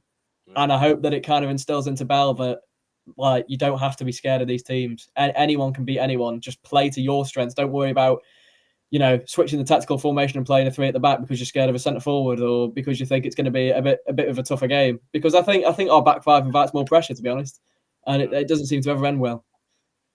I mean, what I will say, the predictions are still going through on the bottom of the screen. What I will say, it will be, if we lose, it'll be very typical of what's been going on in League 2 this season, because we look very solid, and very dangerous. So nothing. I'm not rating you as a bad team Tyler. I never have. I've always liked Crew. So, to play badly now would be very typical MK Dons. Pull a bad score out from absolutely nowhere. But I'm still going to go with, I think we're going to win 3-1. And I wouldn't be surprised if Tesgale scores for you. To be fair, if he's starting, then it'll definitely be bittersweet to get a goal against one of his former loan Well, clubs. of course it will, yeah. I mean, Ellis Harrison tried it last week. But Russell's just put on to Tyler's point. He's put, if it's for Crew a back 5, 3-1 to Dons. If it's a back 4, 1-1. Yeah. There you go. So even Dons fans realise that it's formation based. They give me all over our Twitter at 2:00. They won't care about your team news. They know you can put a good sign out. They'll be all over. Everybody will be looking at your formation, nothing else. I look forward to the comments saying, "Is this a back 5? Yes. Oh, get in." Yeah. I mean, the worst thing I think you can do is Cheltenham tried to do it. And when Bristol Rovers went behind, they tried to do it. They tried to match us all round the pitch, and that's when we tore them apart. Cheltenham badly failed at it, and I don't know whether you were listening in earlier when we went 1-0 up. Bristol Rovers tried to match us all round the park and tried to get the equaliser, and then it went 2-3-4, bang, bang, bang. So I think the if I was your manager on Saturday, I would be trying to keep us out. Well, to be fair, I've got for as long as possible. I've got the thought in my back of my mind now that Lee Val's going to completely prove me wrong, and we're going to play a back 5, and we're going to go on a mad one, and then I'm going to have to just take it all back then and shut up about it. Well, I mean, we'll have you back, mate, later in the season, and you'll have to bloody explain yourself. Yeah, we'll have to see how it goes. But I mean, you won't feel bad about it with 3 points in the bag. No, I'll actually feel confident that we can play the formation and get a result then. But there you go. I don't know if that's... So Harry's just asked as well, Tyler, sorry, on the screen. He said, do you know if Crew are bringing a big following on Saturday? I don't see why not. I mean, we have been travelling in really good numbers this season. It's obviously not too far. I'll have to try and find some numbers to take a look. But we normally take a relatively decent following to your place, I think. And what do you call a relatively decent following? It depends. It depends on location. I mean, if it's like really down south, you're happy with any number, really. Around us, I mean, Salford, first game of the season, we sold out. We've taken like a few thousand around different places, but they've been like close games or like Southport, Stockport. To be fair, could be between maybe 500 to 600, maybe. I don't know. Depends how they feel after Barrow, though, because that's going to have some influence now. So, yeah, that's fair. That'll definitely have influence. Yeah, I mean, how far is it from you, Barrow? You can imagine what it's like for us, can't you? It's different still. Yeah, so probably about, 3 hours, yeah, 3.5 hours? Definitely a few hours, yeah. And what do you think to our away record this season? Is that something of concern? Ours or yours? No, ours. Sorry. Sorry, I've got a bit confused myself there. But, yeah, I mean, our away form, we're unbeaten. Our own form, we've looked a little bit dodgy on occasions. I mean, we went 3-0 up against Gillingham and nearly threw it away. It's similar to us. At home, we're a bit of a mixed bag, but away we seem to do a lot better than at home at the moment. But it's always in previous years, it's been the opposite. We've always done well at home and struggled away at times. So right. I hope you can spare me this, because last season we drew 1-1 with you at our place, so we won 1-0 up there. And the question to Aidan is: do you know who scored the goal, Aidan? Up at Crew? Yeah. Do you know who scored? I'm not saying anything, Cole. Your favourite player. I'll let you tell people. Your favourite player. I know, player. that's why I'm not saying it. Scott Hogan. He's not my favourite player. Yeah, Scott Hogan. Okay. Can't stand. The only Hogan I've got any time for is the late, great Hulk Hogan. If anyone wants Scott Hogan, take him for free. He is robbing a living, that guy. And his attitude, it stinks. I say it every week. I'm sorry, Tyler. And there you have it, He's winding me up. From the horse's mouth. Yeah, he scored a goal against Shrewsbury. My grandma could have scored that, and she's been dead 15 years. Poor old granny. I'm sorry, but he thinks you know he's we're a talking championship about, player. Tyler. I've heard his name. I don't. Is he still with you, or is Scott he gone Hogan? now? Well, yeah, exactly. He is. Do you know he came from the championship, Tyler. He thinks he's still the championship player, but has not actually proven it on the pitch at all. Tell Tyler the best part he's played in our season so far. The best part he played in our season was 2 weekends ago. He got injured in the warm-up for the game against Gillingham. We brought Maguire on, and who then was involved in the first goal after 6 minutes. After 6 minutes, yeah. So the best thing he's done for us. The best thing so he's done for us is get injured in the warm-up. So there you go. Yeah. Crazy. Right. Anyway, Aidan, we haven't had a prediction from you. No, I mean, Tyler's got to give us his overall opinion. I think it's Tyler said it's a tough one because, like you, I've sat there and studied Crewe, and it's really hard because, like you say, they're a really good squad on their day. They can beat anyone, I suppose, like we can. But I think, the formation will definitely play a part in it. I don't think he'll play a back five. I think if he knows anything, he knows what works. And if you're going to come away from home against a stronger team, he's got to look to quieten our midfield down, hasn't he? Yeah, but that's what I think. I think he'll go with 4 at the back. Personally, unless you're actually mental, I think he's going to do that because it's worked for Crewe. It has worked. And again, if you're going to come to Stadium MK as your away team, you want to come with the most, the strongest formation and the ability to let your team flourish. So I see it's a really tight game, Cole. Like you said, I was more concerned about this one than the Gillingham game. Yeah. And the Bristol game as well.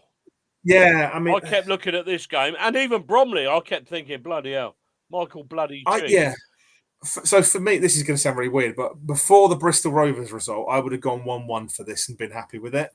I think after the Bristol Rovers game and the way we played, I think we've got the ability to nick this one. So I do think it'll be close, but I think we'll get it 2-1. And it's only because of the way the team is, and I hate to use the word gel, but the last 2 or 3 games, I've really seen them step up a gear. And it really feels like they kind of have an understanding now. They look like the team we thought they were going to be, don't they? They look like the team that we saw flashes of at the start of the season, and I think that in itself, and at home, you would hope, not expect, that you would hope that should carry you through. But don't get me wrong, I don't see this being easy, and I do feel if Crewe score first, it's going to be really hard to get back into it because I can just see them defending for their lives. Yeah. Okay. I think it hinges on the first goal, but if I'm putting my neck on the line, I'm going to say 2-1 Dons, but a hard fought 2-1. Well, you've gone 2-1, I've gone 3-1. So go on, Tyler. Forget formations, Tyler. They're not a worry. All right then. I'll be confident for once, and hopefully we'll bounce back. I'm going to go 2-1 Crewe.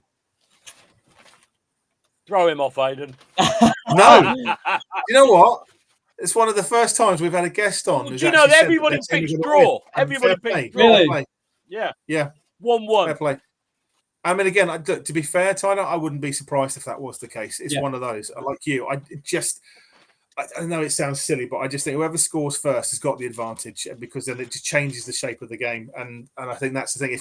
We've seen it, Cole, when teams have come to us and scored first and just sat on it and done well, it's been really hard to break down. So I think that as good as the Bristol Rovers result was, and as good as the team understanding is, and I'm confident, perversely, I'd like to see how we do when we go down a goal and actually how we combat that. I don't want to go down a goal, by the way, but I've not seen that this season. I think you need to see a doctor.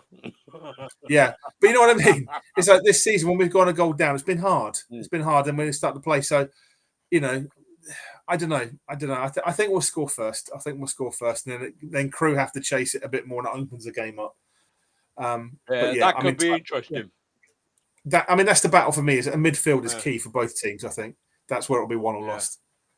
I think if Crewe go behind and they have to push it a little bit more, I think that could be a Bristol Rovers type scenario. Could easily.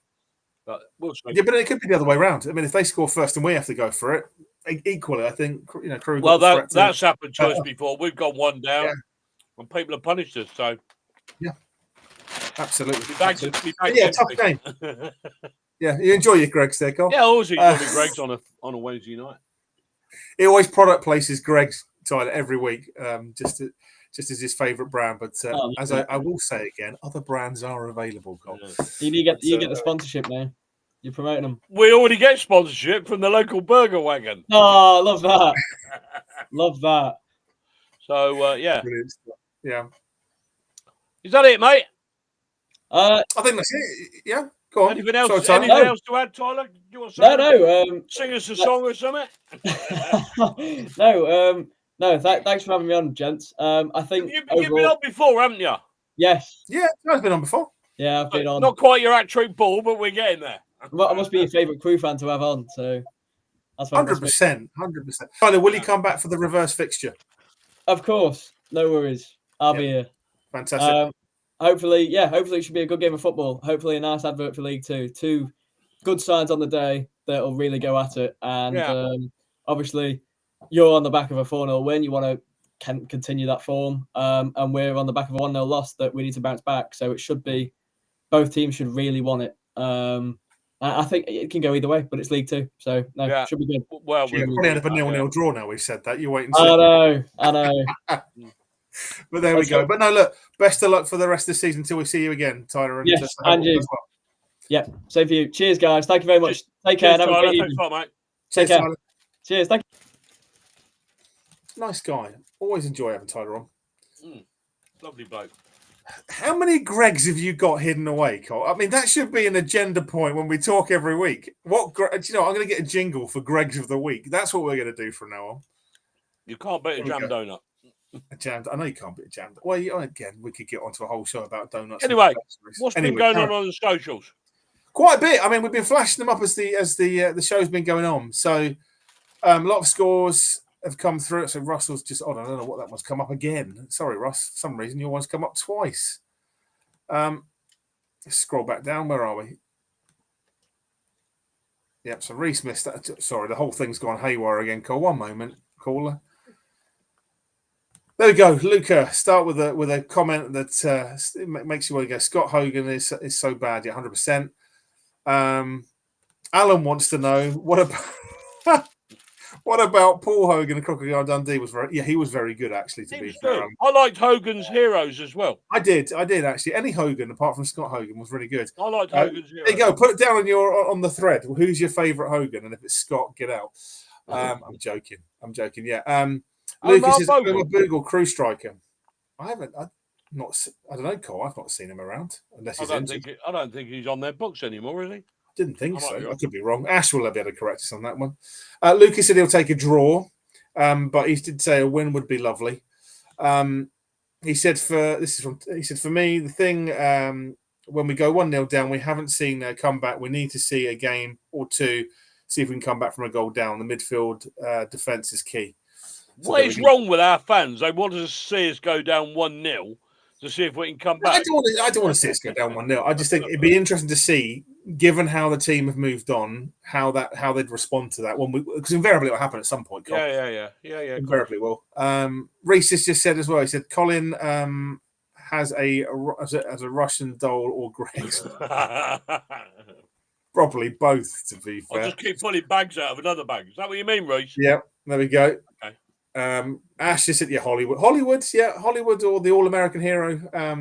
Hulk Hogan, depends on if it's NWA days. We're talking wrestling, Cole, just to let you know. But Hollywood Hogan was always good. Ash, I agree with you on that one. Matt said, "Does Colin have a secret Greg's built?"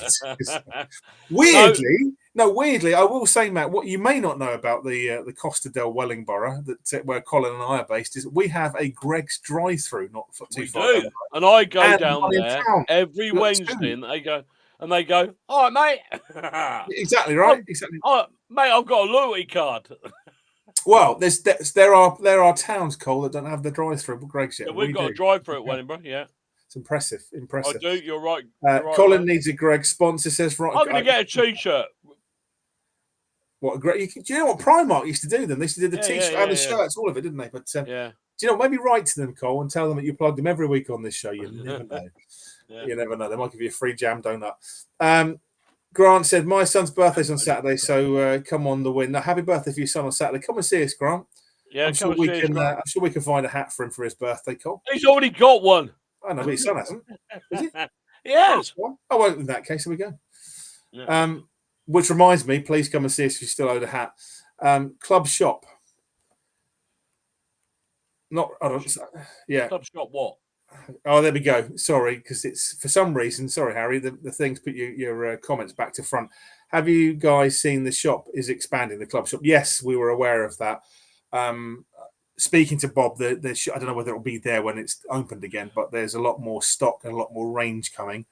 Yeah. And it gets a lot of feedback because I don't know if you remember, Harry, but when we had the shop round by Gate 7, which was where the darts and the bar is nowadays, it was brilliant, that shop back in the day. So I think they're trying to emulate that by pushing where the box office was. That's being pushed right back, so you're going to see a lot more room. But yeah, excited to see it, Harry. Excited to see it. I'm hoping they do some retro stuff.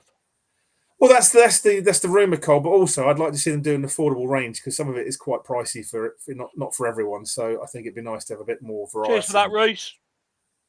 Across the bottom of the screen. Cheers for that, Reese. Nice to join tonight, lads. Hope you well, and hope to bump into you Saturday. Yeah, come and see us, Reese, at the Cavs Bar. We're always there, all loitering around one of the blocks, aren't we, Cole? On there having a chat.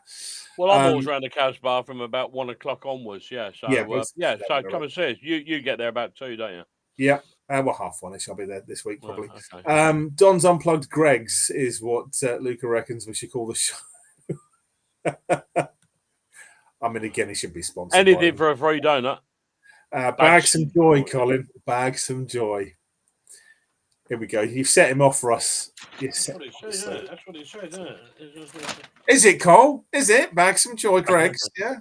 I'll tell you what. Tonight's show comes to you by courtesy of Greg's Jam Donuts.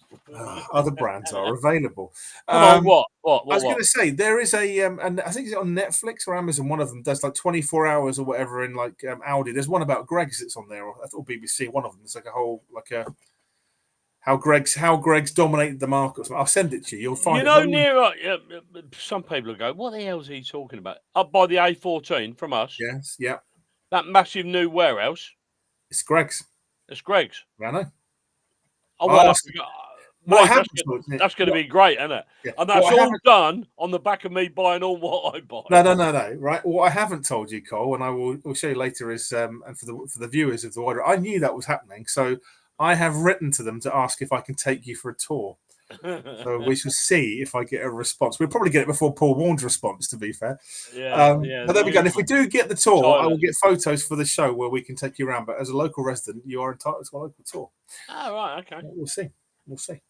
Anyway, enough about Gregoire's. FA Cup. We haven't got onto that yet. So your thoughts on? You said it was boring. Let's talk about the FA Cup draw. What's your thoughts? Well, when Kings Lynn got knocked out. Here we go. Oh, mate. There were 60 or 70 teams in there I'd have preferred over that. But that was just... It's winnable. That's about all you can say. I mean, I wouldn't have liked to have gone to Bradford or anywhere like that. But, talk about lack of... I said to my missus, if we draw and get a decent away game in the FA Cup, I'm going. And she goes, all right. And she said, how did you get on? I said, I ain't going. Yeah. So, exactly. I mean, basically, that was it, really. So, I probably won't go. You're not going to go? You're not going to go? See, for me... I don't think I'll even be able to watch it. Well, before we get onto that, by the way, the coats are very nice, Matt and Harry. I bought the long you bought a coat, didn't you? Bought a long one. I mean, it's a lot of money, but I mean, it is warm. My other one broke, so I just thought, well, I'll get another one. And I've loved it. It's so warm. It's ridiculous. Something to do with that razor blade you were running in the back of it. Probably. There we go. It was Castor. What do you expect? Yeah.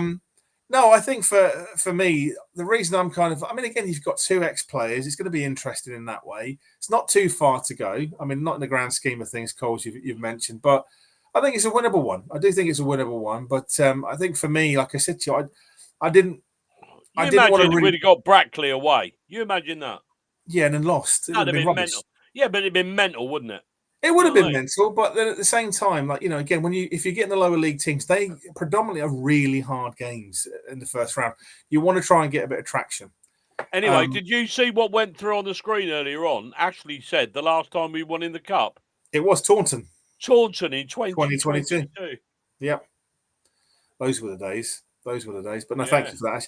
Yeah, I'm not adverse to it. I mean, again, okay, it's not an exciting draw. I wouldn't say it's boring. It's not exciting, but it's a winnable draw. Every time I've been to Colchester, the fans have been pretty decent. The facilities are pretty okay. And again, 2 ex-players will make it interesting. I think Jack Payne will probably score. Again, it's just one of those, right? I think it's the same on the weekend. If we look at former Dons coming, one of them's going to score. Cole, it's just inevitable with these things, as it usually is. But no, like I say, I'm quite pleased by the draw, as boring as it may seem to others. I think it's a winnable, pragmatic game. Cowley's play some good football. We play some good football. Yeah, we don't know how they're going to approach it either, do you? No. So, and again, it might not even be a priority for them. We just don't know. We just don't know, do we? Who knows? But we'll see. We did have a few more scores on the Facebook page. So Colin Gibbs said 2-0 Dons. Arthur's gone 1-1.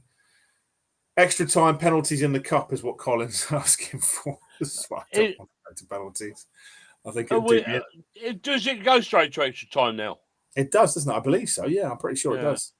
Ryan said, I won't be there on Saturday. I've got to run the kitchen, sadly, but I'll keep a close eye on the result. 2-1 Dons. Kelly is going to get his well-earned goal. Yeah, it'd be nice to see Kelly score. Nice to see it, right? Yeah, it'd be nice to see that. Nice to see that. Grant has said as well, he said, I'd like to have a pop at the FA Cup rather than play a fringe team. Yeah. Yeah, fair enough. I'd have liked to non-league away from home. That'd have been caviar for me. Brilliant. Yeah, well, if we get through, probably will do, mate. You never know.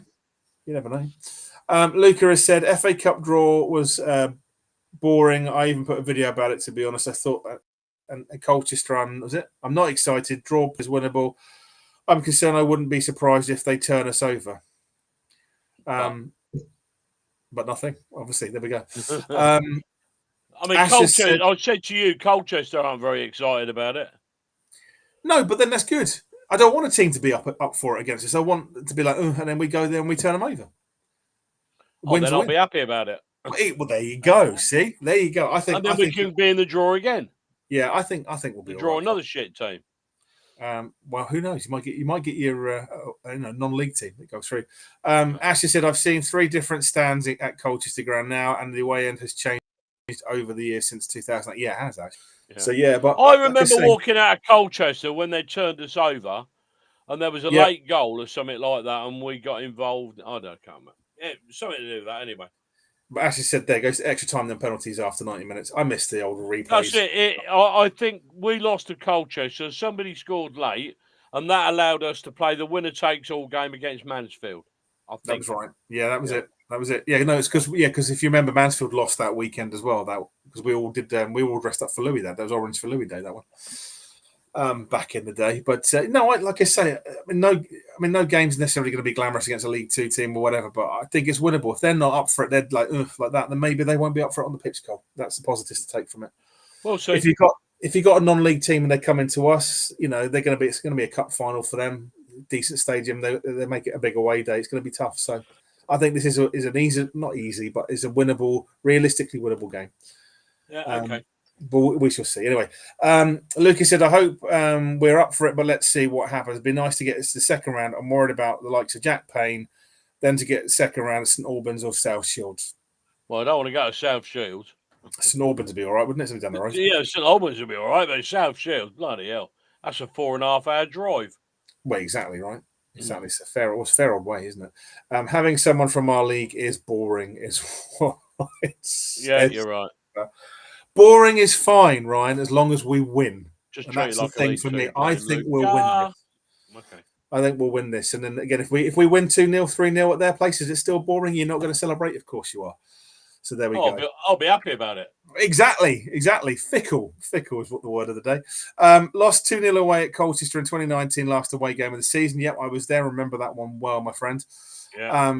Reese has said as well, in reference to when we lost to Colchester United in 2019 penultimate game, Steve listed his favour by winning at Stags. Yes, that's. We've got some very knowledgeable people on tonight. I know, it's good, isn't it? That was that season. If you like, almost like no one wanted to get promoted. That was right. It was almost like they were falling over themselves to give us an opportunity, wasn't it? It was crazy, wasn't it? It was absolutely crazy. Mental. What a game that Mansfield game was, though, to be fair. Yeah, I did as well, Laurent.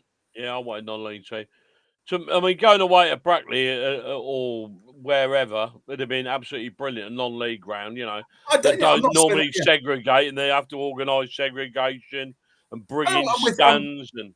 Yeah, and I'm with you on that, Cole. But I just think going double the order for the cheeseburgers, all that sort of thing. Yeah, but it's, what I mean. So I like that. Don't get me wrong, I agree with you 100%. But I love they would be up for it, and it would be difficult. And I think this is for me. is a more pragmatic game that I think we can win. I remember going up to Hyde United. That was one of the best away FA Cup games. That was absolutely brilliant. Hyde United, brilliant. I remember that. Yeah, we got lots of stuff thrown at us, if you remember, over the fence. Yeah. Piss, money. Money, you name it, it was thrown. Traffic cones, somebody threw at me. The flare that caught the pitch on fire. Do you remember that? Yeah. And the ironic thing at Hyde was the fact that most of their fans were wearing a Man City or a Stockport shirt, if I remember. Yeah, I know. Ridiculous. Ridiculous. There you go. You know, anything to have a go at the MK, right? They came to see us. Yeah. There we are. Matt said quite rightly, South Shields are managed by Ian Watson and are very well liked at us. Was it? And who was very well liked at us? Would be good to see him again. And if he did say he wanted to draw us in the cup. So again, who knows? Who knows? So he's equally as disappointed as what we are. Well, it seems everyone is, isn't it? Apart from me.